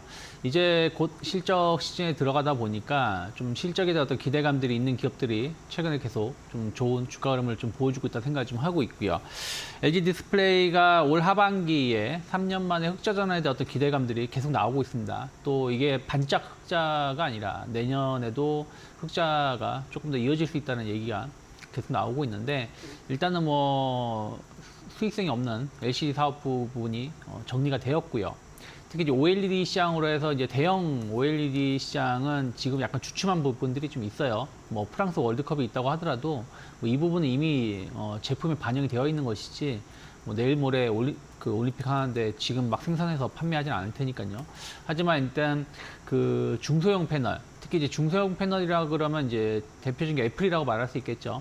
애플이 온디바이스 AI 시스템을 적용하면서 상당히 교체 수요가 슈퍼사이클에 접어들 수 있다는 어떤 기대감들이 사실은 LG 디스플레이는 중소형보다는 대형이 강한 편인데 약간 중형 쪽에도 최근에 투자를 좀 많이 했기 때문에 이 부분에 대해서 상당 부분 좀 기대감을 좀 가져가고 있는 것 같고요. 또 하나는 이제 LG전자가 지난달에 현대차 그룹하고 차량용 인포테인먼트 사업을 같이 협업을 하기로 했죠. 사실은 LG전자가 뭐 벤츠라든지 뭐 랜드로버라든지 몇몇 업체하고 이 사업을 그 인포테인먼트 사업을 계속 해온 건 있었습니다만은 현대차 그룹하고 협업하는 건 상당히 좀 다르다 생각 좀 하고 있어요. 왜냐하면 그동안 좀 비싼 고급 차량에만 LG 제품이 들어갔다라면 지금은 현대차, 현대, 기아 모두 여러 모델에 대해서 들어갈 가능성이 좀 높지 않을까 판단을 좀 하고 있고요. 그러면 요즘에 디스플레이가 워낙에 핵심 요소가 되고 있기 때문에 이 부분에 대해서 LG 디스플레이가 큰 역할을 할 수 있다라는 어떤 기대감들이 좀 있죠. 그래서 주가가 한번 급등하고 눌렸다가 지금 V자로 단기 저항대를 돌파한 거라서 충분히 추가 상승 가능성 좀 더 열어놓을 수 있지 않을까 생각하고 있습니다. 네, 알겠습니다. 지금보다 더 추가적인 상승세가 예상이 된다라는 부분 함께 짚고 하고요. 이어서 다음 기업 바로 만나보도록 하겠습니다. 박수범 대표님께서 가지고 오신 이수 스페셜티 케미컬인데 오늘 시장에서 48,000원대가 터치 나왔다가 현재는 상승폭을 좀 반납을 한 상황입니다. 어떻게 보고 계십니까? 네, 뭐 아무래도 지금 2차 전지 쪽에서 우리가 좀 바라봐야 될 게 이번에 최근에도 뭐 아홉시 뉴스에서 많이 보셨을 거예요. 리튬이온 배터리가 화재가 발생하면서 뭐 사망자도 많이 좀 발생했었고 뭐 그런 안 좋은 소식들이 좀 들리기도 했었는데 뭐 그만큼 리튬이온 배터리가 에너지 밀도가 워낙 높다 보니까 이런 이제 화재에 굉장히 취약한 부분들이 있습니다. 자, 그런 부분들을 어떻게 보면 이제 커버를 하기 위해서는 뭐 화재가 없는 배터리가 좀 필요하다는 거죠. 그런 부분들에 있어서 지금 이제 뭐 우리가 좀 계속 관심 가지는 전고차 배터리 관련에 대해서 관심을 가져야 되는데 아시다시피 지금 현재 이수 스페셜티 케미칼 같은 경우에는 황화 리튬을 만듭니다. 황화 리튬을 만들어서 전해질을 이제 고체화시키는 부분들인데 이 부분들을 통해서 에너지 밀도도 좀 올리고 그리고 크기도 작아지고 뭐 그렇게 되면 우리가 일상적으로 사용하기에는 자동차에 들어간다든가 그러기에는 너무나 가격이 비싸기 때문에 그쪽보다는 아무래도 UAM 관련된 그쪽 사업 쪽으로 이제 납품할 가능성이 좀 높아지고요. UAM 같은 경우에는 이제 하늘을 날아다니는 어떻게 보면 이제 뭐 택시라고 할 수도 있죠. 그 정도로 UAM 사업이 좀 확대될 수 있는 가능성, 그 시장의 성장성에 대한 기대감, 뭐 이런 부분들을 통해서 전고차 배터리에 대한 관심도는 지금보다도 더 커질 가능성이 상당히 좀 높다라고 봅니다. 그래서 아직 뭐 추세적인 분위기라든가 차트적인 움직임이라든가 이런 부분들이 뭐 우리 시청자분들이 보셨을 때는 아직까지 어디가 저점인지 모를 정도로 좀 추가적으로 좀 내려가는 것 같다라고 생각하실 텐데 뭐 물론 지금 이제 우리가 모든 종목들이 마찬가지입니다. 확실하게 저점을 잡는 거는 상당히 어렵습니다. 네, 어려운 영역이고 거의 저는 신의 영역이라고 좀 생각하고 있기 때문에 뭐 그런 관점에서 보게 되자면 이수 스페셜티 케미컬 같은 경우에는 뭐 2분기 실적도 뭐 무난하게 기존에 하는 사업들도 무난하게 지금 현재 실적이 나와줄 것으로 좀 기대하고 있고요. 그리고 뭐 전고차 제가 지금 앞에 이제 LG 에너지 솔루션에 대해서 말씀드렸다시피 이수 스페셜티 같은 경우에도 이제부터 본격적인 전고차에 관련된 부분들이 이제 이슈화 될 때마다 반등 흐름을 조금씩 만들어 줬었고 뭐 외국인과 기관들 수급도 괜찮았다라는 겁니다. 그런 관점을 봤을 때는 오히려 이렇게 주가가 밀릴 때, 조정받을 때 이럴 때 우리가 조금씩 매수를 해 나간다면, 매집해 나간다면 오히려 좋은 결과가 만들어질 가능성이 좀 높다라고 좀 보고 있어요. 그렇기 때문에 전고차 배터리 관련된 이슈들은 뭐 레이크 머티리얼즈도 있지만 저는 레이크 머티리얼즈보다는 그래도 이수 스페셜티 케미칼이 좀 더 이제 확실하게 상용화될 수 있는 부분들에 있어서 저는 좀 상당히 좀 긍정적으로 바라보고 있고 그래서 이수 스페셜티 케미칼을 꾸준하게 우리가 관심 가지면서 대응할 필요가 있다라고 말씀을 좀 드리고 싶습니다. 아무튼 지금 뭐 이수 스페셜티 차트를 잠깐 좀 보도록 하겠습니다. 뭐 차트를 좀 보게 되면 지금 현재 3월 달에 고점을 만들고 난 이후에 고점이 생기고 난 이후에 계속해서 좀 조정을 좀 받았어요. 뭐 조정을 좀 받으면서 좀 내려오긴 했지만 이 부분들을 너무 걱정스럽게 바라볼 필요는 없다라고 저는 판단하고 있고요. 그리고 지금 현재 좀 보시다시피 액면 분할을 한 이후부터는 주가가 좀 조정받았다가 다시 한번 좀 상승했다가 다시 한번 지금 현재 전 저점 부분까지 좀 내려왔지만 여기서 뭐 제가 보는 입장에서는 더 밀려봐야 4만에서 4만 5천 원 사이라고 좀 보고 있습니다. 그렇기 때문에 뭐 이 정도 4만 원과 4만 5천 원 사이 정도까지 정도까지 내려온다면 충분히 우리 개인 투자자분들도 포트에 담아볼 만한 가격대라고 좀 말씀을 좀 드리고 싶고요. 아무튼 앞으로 실적에 대한 부분들이라든가 앞으로 기대감, 아직까지 꿈과 희망을 가지고 움직여줄 수 있는 구간이기 때문에 그런 부분들에서 이수 스페셜티에 대해서 긍정적으로 좀 바라보시고 주가가 제가 말씀드린 대로 4만에서 4만 5천 원 밴드 안에서는 우리 개인 투자자분들 충분히 매수 가능하다라고 말씀드립니다. 이수 스페셜티 케미컬 같은 경우에는 가격적인 부분을 아무래도 궁금해하시는 분들 많을 것 같습니다.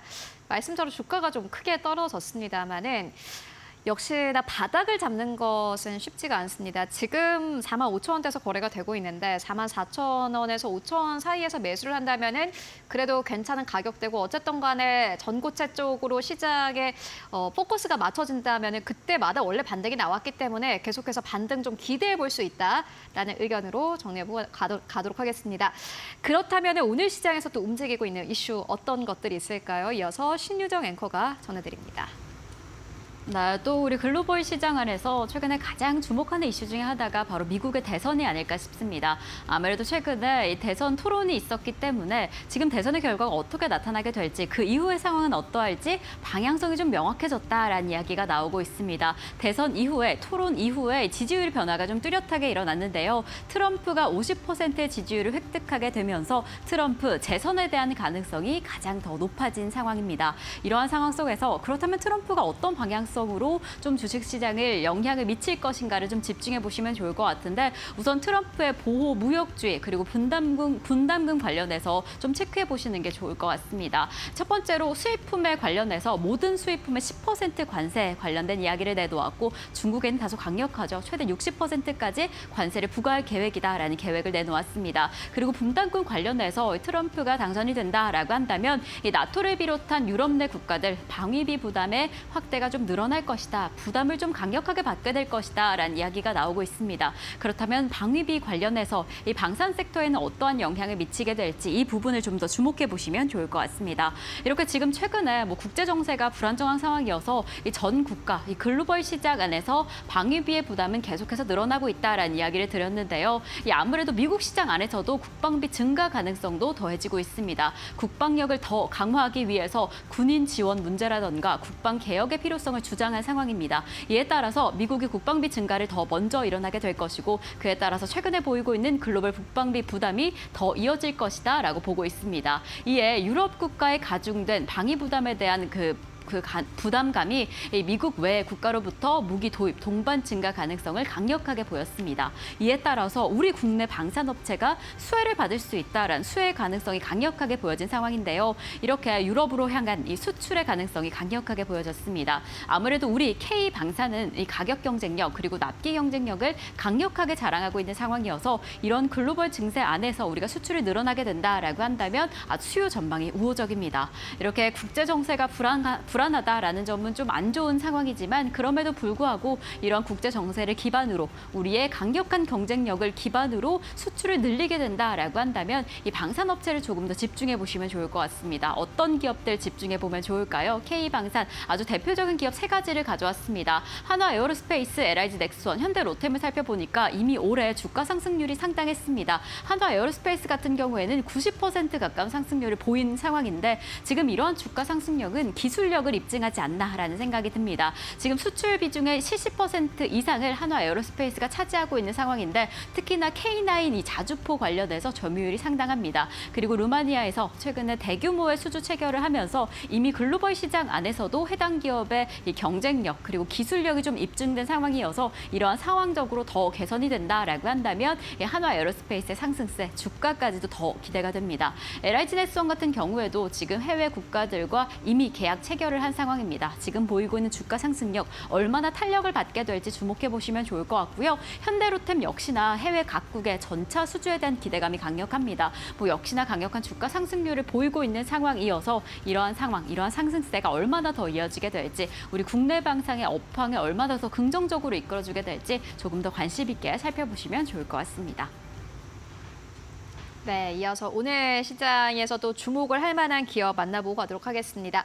이번에는 유창희 대표님께서 가지고 오셨는데 어제 신고가 경신하고 KB금융 다시 한번 1.5% 넘게 상승하면서 거래가 되고 있습니다. 오늘 다시 한번 신고가 경신인 듯한데 네.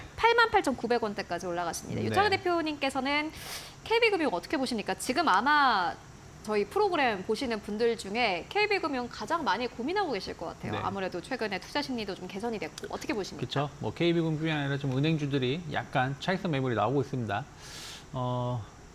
투자자분도 그럴 것 같아요. 이럴 거면 정책을 내지 마라.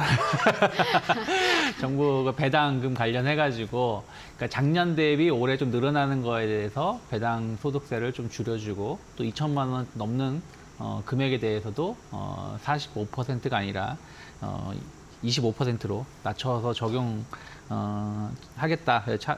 하겠다라고 얘기가 나왔는데 이게 지금 뭐하냐 하면서 주가는 오히려 좀 차익 매물이 나오고 있습니다. 이 밸류업 정책이 나오면 오히려 주가는 하락을 하다 보니까 투자자분들이 그런 정책 내지 말고 가만히 있으면 좋겠다라고 생각하실 텐데 저는 뭐 첫술에 배부를 수 없다 생각 좀 하고 있어요. 길게 봤을 때 이러한 정책이 계속 나온다는 것 자체에 의미를 둬야 된다 생각을 좀 하고 있고 제일 중요한 건 이제 금투세죠. 금투세가 어떻게 되는지가 지금 뭐 계속 오락가락한 부분들을 빨리 결정을 지어줘야지 관련돼서 좀 더 영향을 줄 수 있다 생각을 좀 하고 있고요. 일단 올해 이번 분기에 4대 은행 모두 최소 영업이익이 그러니까 합쳐서 한 6% 정도 영업이익이 늘어날 것으로 좀 전망을 좀 하고 있고요.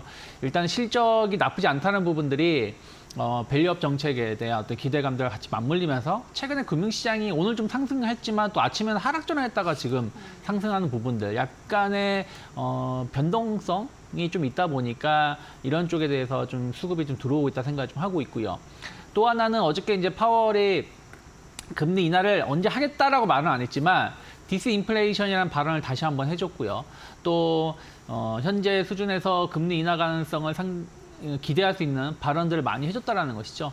그러면 뭐 이렇게 금리 인하하게 되면 은행들은 이자 마진이 줄어드는 거 아닌가라고 생각하실 수 있겠는데 이게 과거처럼 지금 한 3%, 4%대 금리가 0%로 가는 게 아니라 보험적인 금리 인하라는 것이죠. 근데 우리나라는 사실은 금리 인하를 해야 됨에도 불구하고 사실은 미국과의 금리 차 때문에 못했고 또 수출도 상당히 좋았거든요. 이번에 한 48개월 만에 80억 달러를 돌파할 정도였기 때문에 이런 부분들이 하느니 금리 인하하기가 좀 부담스러웠는데 만약에 미국이 금리 인하한다는 그 신호가 명확해지면 한원도 금리 인하할 수가 있고 그러면 은행주들은 재무 건전성이 상당히 좋아질 수 있다는 것이죠. 연체하는 부분들도 줄어들 수가 있고 이자가 좀 금리가 줄어드는 것만큼 뭐 이게 어떻게 받아들일지 모르겠지만 부동산이든 뭐든 투자를 좀 꺼렸던 분들이 또 다시 할 수 있는 부분들이 좀 있기 때문에 이런 부분들 봤을 때는 은행사들 영업할 수 있는 분위기가 더 좋아질 수 있다는 것들이 또 반영이 되면서 오늘 주가가 좀 올라왔다 생각하고 있습니다. 네, 알겠습니다. 그렇다면은 뭐 어떻게? 네, 뭐 저는 사실은 네. 뭐 이런 패턴을 되게 좋아해요. 네. 이렇게 행보하고 있다가 고점을 돌파하는 패턴이거든요. 뭐 그래서 KB금융이나 뭐 신한지주, 하나금융지주 모두 약간 윗꼬리가 나오긴 했습니다만은 전 충분히 모아가도 된다. 그러니까 이게 주가가 급락세로 전환될 가능성 전 적다라고 보고 있습니다. 네, 알겠습니다. 지금보다 더 떨어지지는 않을 것이다. 이렇게 정리를 해보고 가도록 하겠고요. 이어서 바로 다음 기업 만나보도록 하겠습니다.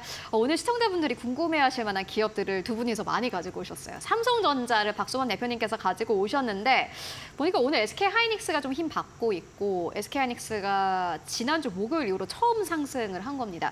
그렇기 때문에 오늘 더 기대감 나오고 있는 것 같고 삼성전자도 역시나 마찬가지로 그래도 주가 수준을 잘 지켜주고 있는 것 같은데 금요일에 잠정 실적 발표 앞두고 있습니다. 어떻게 보십니까? 일단 저는 긍정적으로 바라보고 있고요.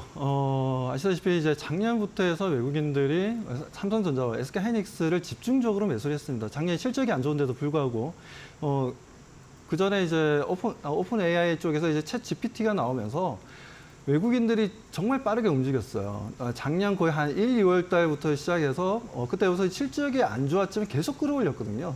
두 회사를. 그리고 올해 상반기 같은 경우에도 외국인들의 매수 물량의 전체 매수 물량에 있어서 절반 이상이 다 삼성전자 아니면 SK하이닉스였습니다. 그래서 이 분위기는 지금 이제 계속해서 끌어올리겠다라는 주가를 계속해서 순매수를 강하게 가져가겠다는 외국인들의 의지가 아직까지는 좀 ING라고 좀 보고 있어요. 그렇기 때문에 지금 삼성전자 같은 경우에도 지금 추세를 잡아주고 있고 새롭게 이제 52주 신고가가 나올 만한 움직임들을 가져가려고 하고 있는데 저는 충분히 그렇게 될 가능성이 높다라고 보고 있고 뭐 좀 더 우리가 좀 롱텀으로 좀 보자면 전 12만 원까지도 가능하다고 좀 보고 있습니다. 그동안 롱텀이 어느 정도까지? 롱텀이라면 뭐 이번 달 12월 전까지 그렇게까지 보유를 해서 가져가신다면 저는 충분히 가능하다라고 좀 보고 있고요. 하반기에 들어서도 왜 좋게 바라보고 있냐? 지금 HBM뿐만 아니라 물론 지금 뭐 엔비디아 쪽에 뭐 퀄 테스트를 갖다가 통과했냐 안 했냐 뭐 이런 것도 많이 따지고 있고 뭐 통과하더라도 3분기나 4분기 정도 되지 않겠냐 뭐 이런 내용들로 지금 계속해서 뭐 노이즈가 발생을 하고 있는데 제가 봤을 때는 우리 시청자분들 신경 쓰지 마세요. 어차피 늦게 통과하나 빨리 통과하나 일단 통과는 할 거니까 네. 신경 쓰지 마세요. 그것 때문에 막 삼성전자를 계속 들고 가야 되나 하면서 고민하시는 분들도 계실 텐데 그런 거 전혀 신경 쓰지 마시고 늦든 빠르든 어쨌든 간에 통과할 겁니다. 그렇기 때문에 그 부분에 있어서 뭐 HBM의 솔직히 엔비디아 쪽으로 매출이 좀 늘어난다 하더라도 실제로 HBM이 지금 전체 매출에서 차지하는 비중이 아직까지는 그렇게 크지가 않아요. 그렇기 때문에 그 부분에 대해서 너무 걱정하지 말자라고 좀 말씀을 좀 드리고 싶고 그리고 지금 레거시 쪽의 분위기가 너무나 좋습니다. 레거시 쪽에 이제 ASP가 계속 상승하는 분위기예요. ASP라면 이제 평균 납품 단가가 지금 계속 올라가고 있다는 거죠. 뭐 DRAM을 비롯해서 지금 SSD 아시다시피 지금 AI 데이터 센터를 뭐 최근에 이번 주 같은 경우는 아마존 쪽에서 1,000억 달러를 투자하겠다는 얘기가 나왔고요. 1,000억 달러를 투자하겠다는 건 뭐 AI 데이터 센터에 대한 투자인데 1,000억 달러면 우리나라 돈을 원화로 계산했을 때는 대략적으로 140조 원 가까이 됩니다. 그렇기 때문에 그렇게 보자면 지금 엄청난 돈이에요. 여기에 들어가는 AI 칩을 만들게 되고 그게 들어가는 HBM까지 생각하게 된다면 뭐 올해뿐만 아니라 내년까지 이 부분들을 지금 이제 수요가 워낙 많다 보니까 지금 이제 공급이 많이 부족합니다. 그러면서 가격도 계속해서 올라가고 있고 제가 아는 뭐 또 중소기업이긴 하지만 AI 소프트웨어를 개발하는 업체가 있는데 거기서도 항상 얘기하는 게 H100을 구입하는 것도 힘들지만 실제적으로 A100을 구입하기도 굉장히 어렵다고 합니다. A100 같은 경우에는 거의 2,500만 원에서 3,000만 원 정도 하거든요. 그런데도 불구하고 그 부분들도 있다는 부분들을 우리 좀 생각해 주시고 그만큼 AI 칩이 수요가 너무나 강해요. 지금 현재. 그렇기 때문에 삼성전자 같은 경우에도 충분히 다시 한번 더 추가적인 상승은 나오고 50주 신고가 기대할 수 있고 그리고 가이던스 같은 경우에도 지금 현재 뭐 시장에서 나오는 내용들 보면 매출이 뭐 73조 뭐 그리고 영업이익이 8.2조 정도 될 것이다. 제가 봤을 때 이 가이던스를 뛰어넘을 가능성이 좀 높다라고 보고 있기 때문에 이번 금요일 날 삼성전자 실적 발표 눈여겨보시고 저는 미리 좀 삼성전자를 우리 개인 투자자분들이 미리 좀 매수하는 게 좋다라고 말씀드리고 싶습니다.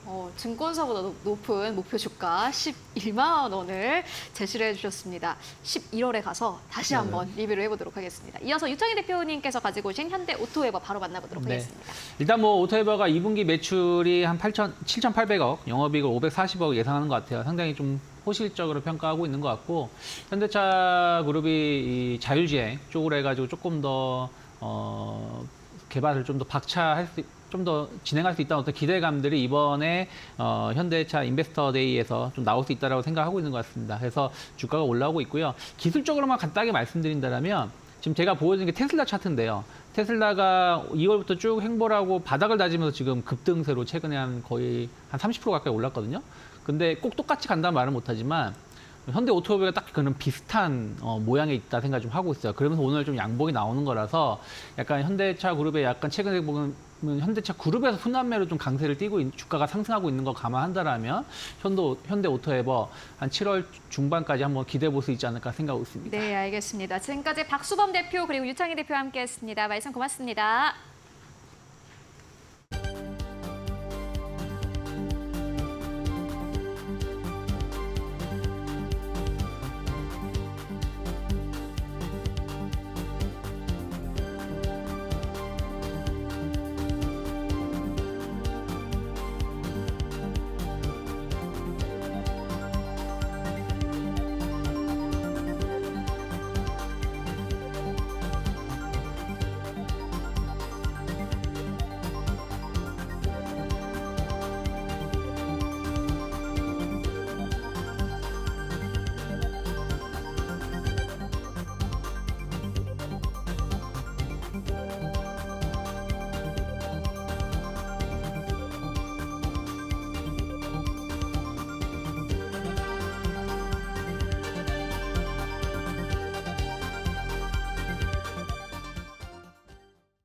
네, 마감 전략 세워보고 가도록 하겠습니다. 오늘은 SK증권 이천지점의 서영훈 차장 연결해 보도록 하겠습니다. 안녕하십니까?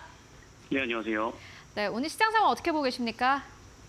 네, 오늘 우리나라 시장은 테슬라의 영향을 많이 받는 시장이었습니다. 그래서 오랜만에 좀 코스닥이 좀 주도적으로 올라와주고 그동안에 좀 하락을 보였던 2차전지 섹터들 중심으로 해서 상승세가 이어졌다라는 점은 상당히 좀 긍정적이라고 좀 볼 수 있겠습니다.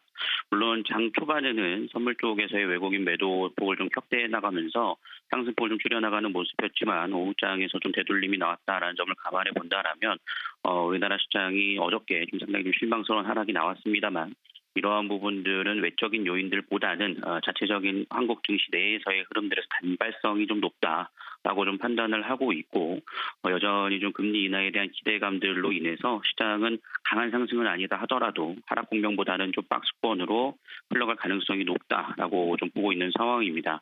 다만 이제 내일부터 미국이 지금 반장과 함께 더불어서 휴장을 앞두고 있는 상황이기 때문에 좀 선물 쪽에서 역시 좀 강한 수급보다는 좀 눈치 보기가 이루어지면서 업종별 순환매가 좀 이어질 수 있다는 점을 감안해 볼 때 2차전지 섹터들이 연속성을 보일지에 대한 부분들은 일단 내일 시장에 대한 부분들 좀 더 지켜봐야 되지 않을까라고 생각을 하고 있습니다.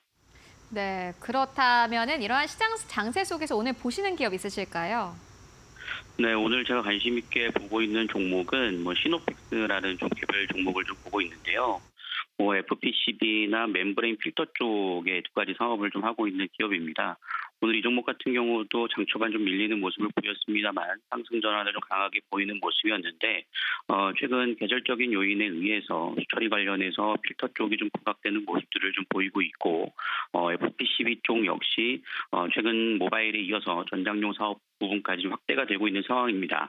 그로 인해서 베트남 공장에서도 처음으로 배당까지 좀 이루어진 상황인 만큼 사업의 정상화와 더불어 좀 성장 기대감이 좀 놓여있다는 점을 감안해 보면 추가적인 상승 가능성을 좀 열어놓고 좀 보실 수 있을 것으로 판단이 되고요. 상당히 탄력적인 흐름들이 추가적으로 좀 이어진다라면 박스권 상단에 대한 부분들 돌파도 기대해 볼 수 있지 않을까라고 예상을 하고 있습니다. 네, 이미 앞서서 시노펙스에 대한 투자 의견 전해주신 바 있는데 여전히 긍정적으로 보신다라는 의견으로 정리를 해보고 가도록 하겠습니다. 말씀 고맙습니다. 네, 감사합니다. 네, 7월 3일 수요일 시장 마감을 향해 달려가고 있습니다. 오늘 그래도 상승세 잘 지켜내면서 마감을 향한 움직임 확인이 되는데요. 아무래도 2차 전지의 강세가 오늘 시장을 좀 주도하지 않았나라는 생각이 듭니다. 일부 바이오 섹터들도 강세를 보였던 오늘 시장인데 그렇다면 지수 어떻게 마무리가 되는지 코스피부터 체크를 해보겠습니다. 코스피 시장 지금 강보합권 지나갑니다. 한 10시경에 하락세로 전환을 하나라는 우려감이 있었는데 그럼에도 불구하고 상승세 잘 지켜냈습니다. 다시 한번 2,800선을 향한 도전 이어갈 수 있을지 내일 시장 안에서 주목해 보시면 좋을 것 같고 코스닥 0.78% 상승하며 836선 지나가고 있습니다. 역시나 10시경을 전후로 다시 한번 상승의 힘이 확인이 되었는데 아무래도 2차 전지 배터리 관련주들의 힘이 더 힘을 더해줬던 오늘 시장이었습니다. 자, 그렇다면 수급 동향 어떻게 보여지고 있을지 코스피부터 체크를 해보겠습니다. 코스피 시장 안에서는 외국인과 기관 투자자의 상방 압력이 지수의 상승을 좀 이끌어줬습니다. 각각 559억 원, 1,863억 원의 순매수세가 확인이 됐고요. 개인 투자자 홀로 좀 강력하게 덜어냈습니다. 2,323억 원의 매도세 확인이 되네요. 자, 코스닥 시장도 체크를 해보겠습니다. 코스닥 시장 안에서도 역시나 개인 투자자 그리고 기관 투자자가 덜어내고 있습니다. 기관 투자자는 어제에 이어서 오늘도 덜어내는 듯한 모습이고 개인 투자자는 오늘 장 초반에 매수세를 보였는데 이렇게 오후장 들어서 매도세 전환을 했습니다. 각각 451억 원, 1,035억 원을 좀 덜어내는 듯한 모습이고 외국인 투자자 홀로 담아냈습니다. 1,875억 원을 담아내면서 그래도 오늘 코스닥 힘을 지지할 수 있게 상승의 힘을 좀 더해주는 상황이었습니다. 개인 투자자, 기관 투자자 동반 매도세가 확인이 되고요. 외국인 투자자 홀로 상승세를 보여주면서 오늘 양시장 모두 상승하며 거래를 마치도록 하겠습니다.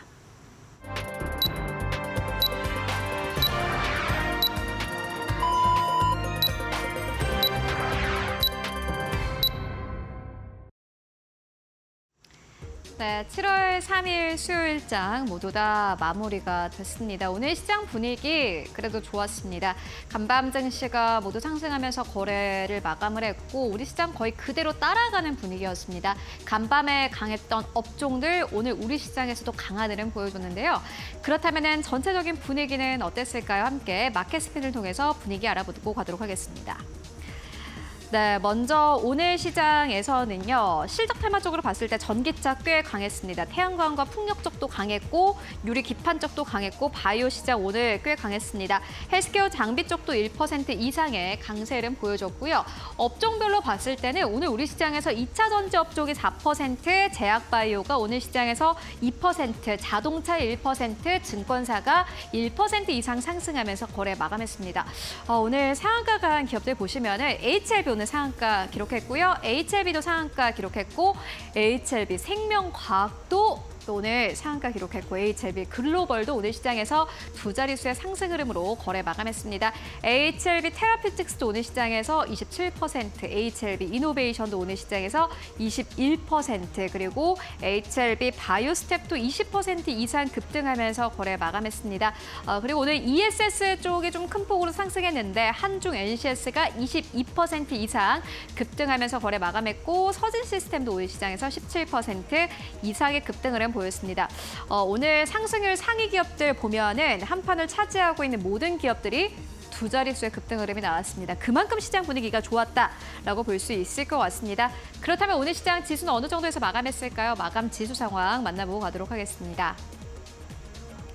네, 오늘 양시장이 상승하면서 거래 마감했는데 코스피가 0.4%의 상승세 2,800선까지는 아직 6포인트 정도 남아 있습니다만은 그래도 2,790선 올라오면서 오늘 거래 마감했고 코스닥 지수도 역시나 마찬가지로 1% 가깝게 상승하면서 836선에서 거래 마감했습니다. 다만 오늘 시장에서는 종목별로 좀 수급이 크게 쏠리는 현상 나타났습니다. 1위권부터 5위권까지 먼저 대형주들의 흐름 만나보고 가도록 하겠습니다. 이번 주 금요일에 삼성전자 잠정 실적 발표 앞두고 있습니다. 오늘 시장에선 관망 기조 이어졌고요. 81,800원대. 그리고 SK하이닉스 같은 경우에는 6월 28일 이후로 처음으로 상승하면서 거래 마감한 겁니다. 오늘 시장에서 1.7% 넘게 상승하면서 23만 6천 원대까지 올라가면서 거래 마감했습니다. LG엔솔이 특히나 오늘 강했는데 4% 이상 강세 흐름 보이면서 35만 8천 원대에서 거래 마감했습니다. 간밤에 테슬라가 큰 폭으로 오른 게 결국에는 오늘 한국 시장에 포진되어 있는 2차 전지 기업들에게 긍정적인 영향을 줬습니다. 테슬라에게는 여러 가지 이슈가 있었는데 인도량이 공개가 됐습니다. 2분기 인도량이 시장의 예상치를 상회했습니다. 전년 동기 대비해서는 약간 줄어들긴 했지만은 그래도 우리 시장에서 예상했던 것보다는 괜찮았네라는 안도감이 좀 나왔고요. 이에 따라서 LG 엔솔과 같은 2차 전지 기업들이 오늘 시장에서 상승하면서 거래 마감했습니다. 현대차도 역시나 마찬가지로 1% 이상의 강세, 6위권부터 10위권까지를 함께 만나보시죠. 네, 기아도 오늘 시장에서 강보합권, 셀트리온은 어제까지 강했다가 오늘은 약간의 조정 나왔습니다. 1% 넘게 하락했고 KB금이 오늘 시장에서 다시 한번 신고가 경신했고요. 포스코홀딩스 1.3% 넘게 상승하면서 거래 마감했습니다. 코스닥 1위권부터 5위권까지를 함께 만나보시죠. 사실 오늘 코스닥 시장이 정말 특징적인데 HLB가 상한가를 기록하면서 전체 지수를 끌어올렸습니다. HLB가 76,800원대까지 올라갔는데 에코프로 BM과 에코프로도 역시나 마찬가지로 7%, 4% 각각 상승했습니다. 6위권부터 10위권까지를 함께 만나보시죠. 네, 6위권부터 10위권까지 함께 만나보도록 하겠습니다. 오늘 삼천당 제약도 8% 이상 상승했는데 다만 코스닥 내에 포진되어 있는 기업들 보면은 삼천당 제약, 에코프로 BM 그리고 HLB까지 상한가를 가고 4에서 10% 가깝게 상승했음에도 불구하고 사실 코스닥 지수는 1% 이상의 상승 흐름도 내보이지 못했습니다. 그만큼 일부 종목들 쪽으로 상승 탄력이 강하게 나왔고 거래 대금도 그만큼 일부 종목으로 쏠린 장이었습니다. 소외된 기업들도 많았습니다. 셀트리온, 제약, 리노공업, HPSP까지 오늘 일제히 하락하면서 거래 마감했습니다. 지금까지 마감 상황 함께 살펴보고 왔습니다. 자, 이렇게 수요일 시장 마무리가 됐습니다. 그래도 양시장 지수상으로는 빨간불 켜주면서 마무리를 했는데요. 그렇다면 이러한 시장 안에서 내일은 또 어떻게 준비하면 좋을지 이분 모시고 이야기 나눠보겠습니다. 이데일리온의 주식와이프 파트너님 나와주셨습니다. 파트너님 어서 오세요. 네, 안녕하세요. 네, 오늘 하락하는 종목들이 많았다라고는 하지만 그래도 일부 섹터들이 워낙 강력해서 지수상으로는 그래도 긍정적인 반전이 아니었나라는 생각이 듭니다. 이럴 때 참 내일 전략 어떻게 이어가야 되는지 궁금한데 오늘 시장은 좀 어땠는지 내일 장은 어떻게 준비하면 좋을지 궁금합니다. 네, 오늘 장은 저는 한마디로 이렇게 말씀을 드리고 싶어요. 빛 좋은 개 살고. 네, 딱 맞는 표현일까요? 네, 오늘 시장 흐름만 봤을 때, 지수 흐름만 봤을 때는 강보합권대지만 사실상 개별 종목들이 굉장히 많이 좀 조정세가 나왔었던 장이고요. 신고가를 가는 종목들 최근에 많았지만 반대로 신저가를 계속해서 새롭게 경신해 나가는 계속해서 땅굴을 파고 있는 그런 종목들도 많이 나오고 있는 정말 시장이 양분화되어 있는 그런 장세가 지금 계속 펼쳐지는 것 같습니다. 일단 오늘 증시가 그래도 지수상으로는 좀 긍정적으로 볼 수 있었던 거는 전거래 이제 미증시에서 나온 이슈 때문이라고도 볼 수 있을 것 같은데요. 파월 연준 의장이 디스인플레 경로 이제 관련해서 진입에 대해서 언급을 했었는데 인플레가 이제 1년 내에 2% 초반대, 그러니까 연준에서 지금 계속 목표로 하고 있는 전망치죠. 2% 초반대까지 갈 수 있을 것이다 라고서 희망찬 이야기를 한 부분들이 작용했을 거라고 보여지고요. 물론 이제 9월 금리 인하 가능성에 대해서는 언급을 좀 조심하고 있는 중이라고 볼 수가 있을 것 같습니다. 그리고 트럼프 쪽에서도 계속 연준 쪽에 여러 가지 공격들을 많이 하고 있는데 그에 대해서는 또 신경 안 쓴다라고서 선을 확실하게 긋는 그런 이제 모습들이 증시에서는 조금 이제 우호적일 수 있으나 실질적으로 이제 국내 증시에서 보면은 오늘 시가총액 상위주들만 그나마 수급이 좀 들어오는 편이었고 개별주들 내지는 스몰캡, 중소형주 같은 경우에는 대다수 종목들이 약세 움직임이었습니다. 그리고 특히 코스닥과 오늘 코스피에서 좀 눈여겨볼 수 있었던 흐름들이 역시 2차 전지 쪽이었다고 볼 수 있을 것 같은데요. 아무래도 테슬라 관련 이슈가 나왔다고 한들 저는 테슬라 쪽에서 실적 발표 관련해서 어떤 점을 봤었냐면 물론 이제 2분기 예상시를 웃도는 실적이 나왔다고는 하지만 지금 시점에서 전 세계적으로 지금 전기차 수요가 좀 둔화하고 있는 시기이긴 하거든요. 그렇기 때문에 업종 관련해서 업황 관점에서 본다면 아직까지는 신규 매수를 하기에는 좀 시기상조가 될 수 있다라는 부분, 그리고 대선에 대한 불확실성까지도 좀 큰 상황이기 때문에 좀 보수적으로 계속 좀 보시는 게 좋을 것 같고 오늘 이제 HLB 그룹주들만 사실 수급 쏠림이 좀 강하게 나왔었던 것 같습니다. 그래서 대부분의 그 오늘 상위권 등락률 상위권 종목들 보면은 거의 이제 HLB 그룹주들이었거든요. 근데 이 흐름이 내일까지 이어질지는 미지수이긴 합니다. 요즘에는 종목들이 당일마다 급등세가 나오는데 연이어서 2, 3일 정도 그 상승세를 끌고 나가는 종목들은 좀 제한적이거든요. 그래서 오늘만 좀 이렇게 이제 그룹주들이 상승세가 나왔다라고 친다면 내일까지 이어질 가능성은 좀 물음표로 두시면서 보시는 게 좋을 것 같습니다. 일단 내일장 시장 전략 관련해서는 이번 주는 주 후반부에 여러 가지 대외적인 이슈들이 좀 있습니다. 일단은 3일, 오늘 이제 넘어가는 새벽이죠. 4일. 새벽에 FOMC 의사록이 공개가 됩니다. 그렇기 때문에 이 공개되는 의사록에서 지난달 이제 열린 의사록에 대해서 얘기가 나올 건데 당국자들 어떤 의견을 주고 받을지에 따라서 미증시의 변동성도 봐야 되는데 미증시 같은 경우에는 또 내일이 그 독립기념일로 휴장을 하게 되거든요. 그러면 또 조기 폐장을 하게 됩니다. 그러면은 당연히 우리 국내 증시도 눈치 보기로 갈 수밖에 없는 거예요. 네. 그래서 오늘장이 이런 이제 움직임이 나오지 않았나라고 보여지고요. 그리고 또 주 후반부로 갈수록 미국 노동부에서 이제 6월 비농업 고용 관련해서 또 발표치가 나오거든요. 이런 이제 여러 가지 또 경제 지표나 이런 이벤트들이 있기 때문에 결국에는 이제 우리 국내 증시가 여전히 좀 이번 주까지는 변동성과 혼조세 그리고 눈치 보기 장세로 갈 가능성을 우리 시청자분들 좀 열어두시고 보시라는 말씀 드리고 싶고 종목 지금 좀 많이 빠져서 괴로운 시기 보내고 계실 분들 많이 계실 것 같은데 그럼에도 불구하고 증시 계속해서 시장 흐름은 2,800포인트 선에서 움직임을 보여주고 있다는 점, 그 부분을 우리 시청자분들이 주목해 나가시면서 계속해서 시장 전략 잘 세워나가셨으면 좋겠습니다. 네, 파트너님께서 빛 좋은 개살구였다라는 이야기를 해주셨는데 정말 이렇게 지수가 모두 상승하면서 마무리했음에도 불구하고 하락하는 종목이 정말 많았습니다. 이렇게 지금 시가총액 상위 종목에서 상한가 터치한 종목들이 나왔습니다. 그럼에도 불구하고 코스닥 1%대 상승세도 보이지 못했다는 점은 좀 주목해 봐야 되지 않나라는 생각이 듭니다. 이렇게 제약바이오 안에서도 이 전반적인 섹터가 다 힘을 받은 게 아니라 각 종목들, 일부 종목들이 일부 이슈로 힘을 받은 그런 상황이어서 오늘 강력했던 흐름이 내일까지 이어질 수 있을지 미지수이기도 하고 진짜 그 힘을 유지해 줄 수 있을지는 내일 다시 한번 체크해 보시는 게 중요할 것 같습니다. 아무래도 글로벌 시장 안에서 좀 체크해 봐야 할 이슈가 많습니다. 미국 시장 쉬어간 이후에 각각 경제 지표들 체크해야 할 이슈들이 좀 있는데 서비스업 구매 관리자 지수도 공개가 될 예정이고 연준의 의사 2차로까지 정말 변동성과 눈치 보기 장세가 계속해서 이어질 상황이어서 이럴 때 어떻게 시장 흐름 파악해야 할지 저희가 계속해서 체크해 보시면 좋을 것 같고 그렇다면 이렇게 눈치 봐야 하는 시장 안에서 변동성이 많은 시장 안에서 어떤 종목 집중해야 할까 그 부분을 좀 궁금해하고 계실 것 같습니다. 파트너님, 내일 시장 안에서는 어떤 종목 보고 계실까요? 일단 당분간은 네. 또 제약바이오 쪽이 그 수급을 좀 가져가는 모습들 네. 관측이 되고 있거든요.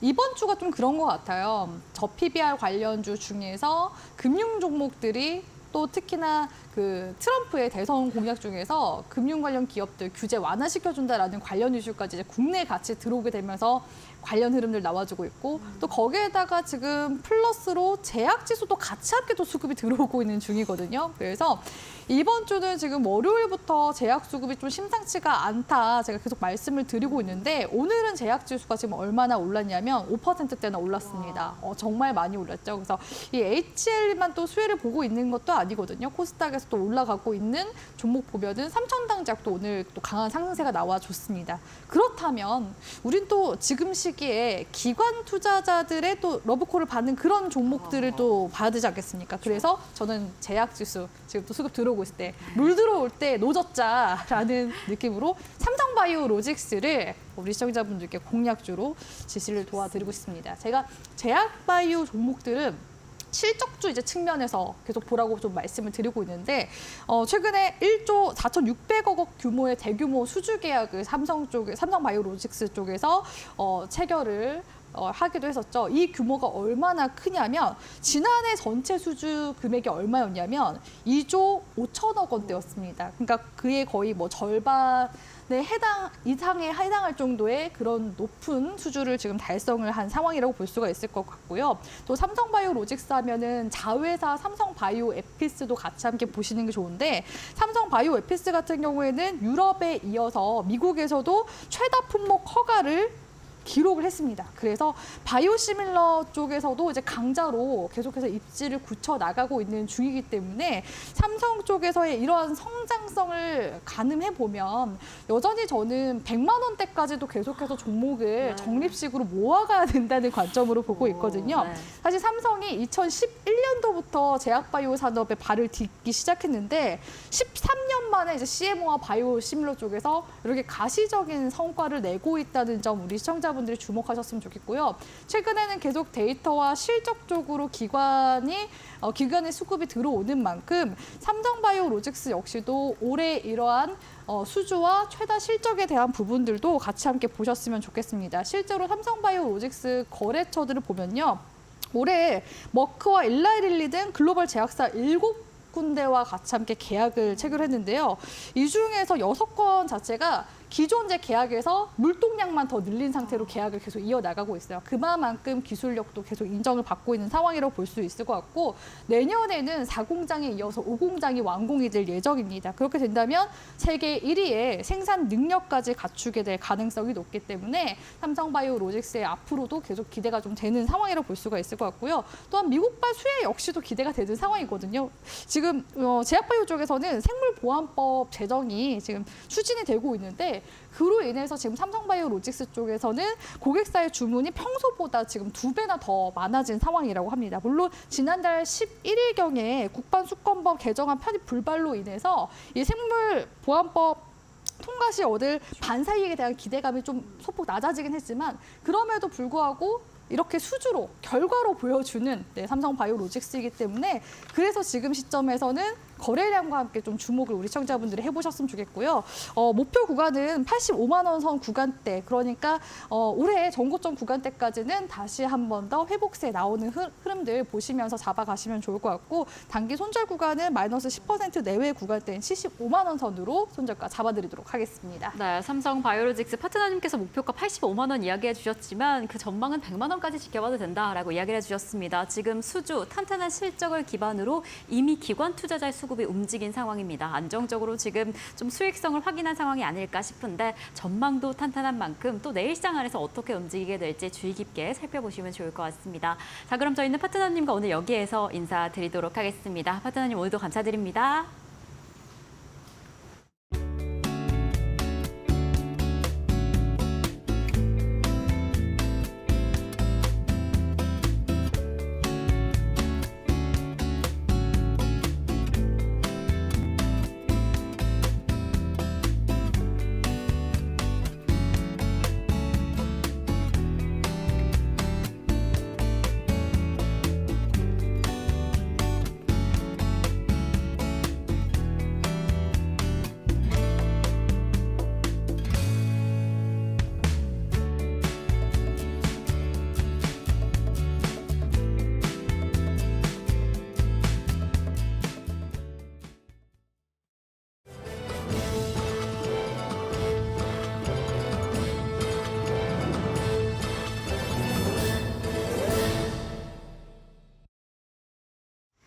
계속해서 이데일리 TV 뉴스입니다.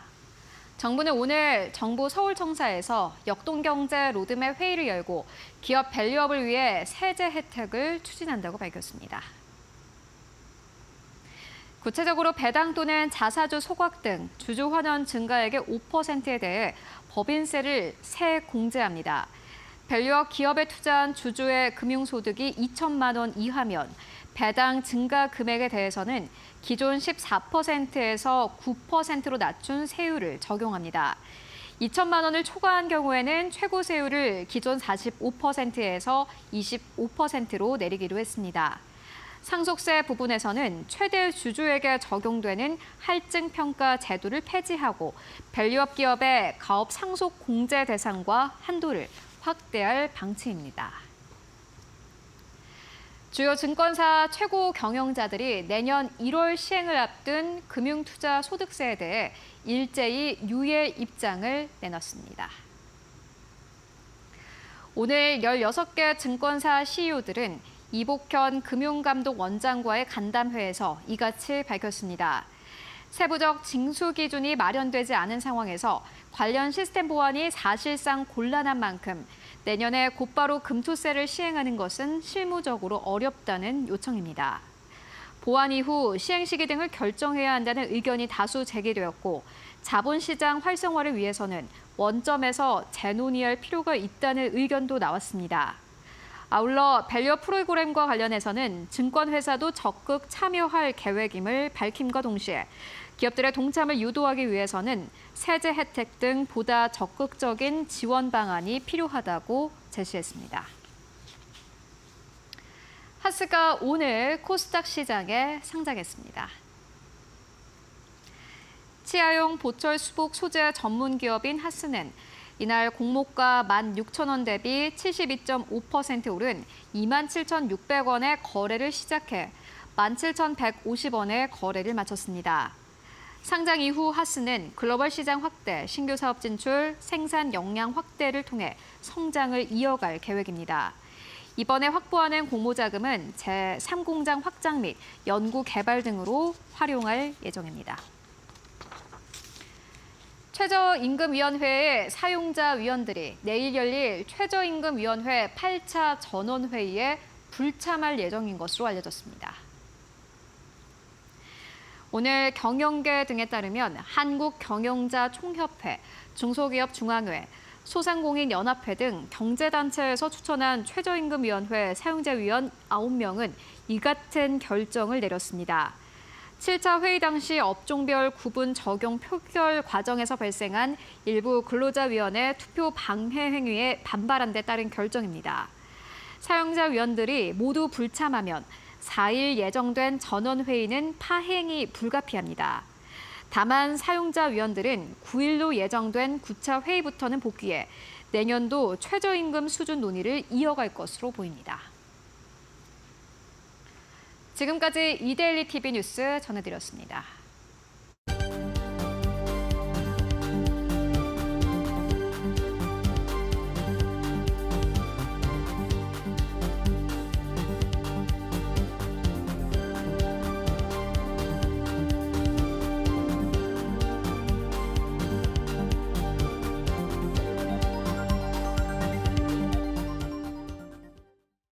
네, 오늘 저희가 준비한 소식은 여기까지입니다. 저희는 내일도 든든하게 함께하겠습니다. 시청해주신 여러분 고맙습니다.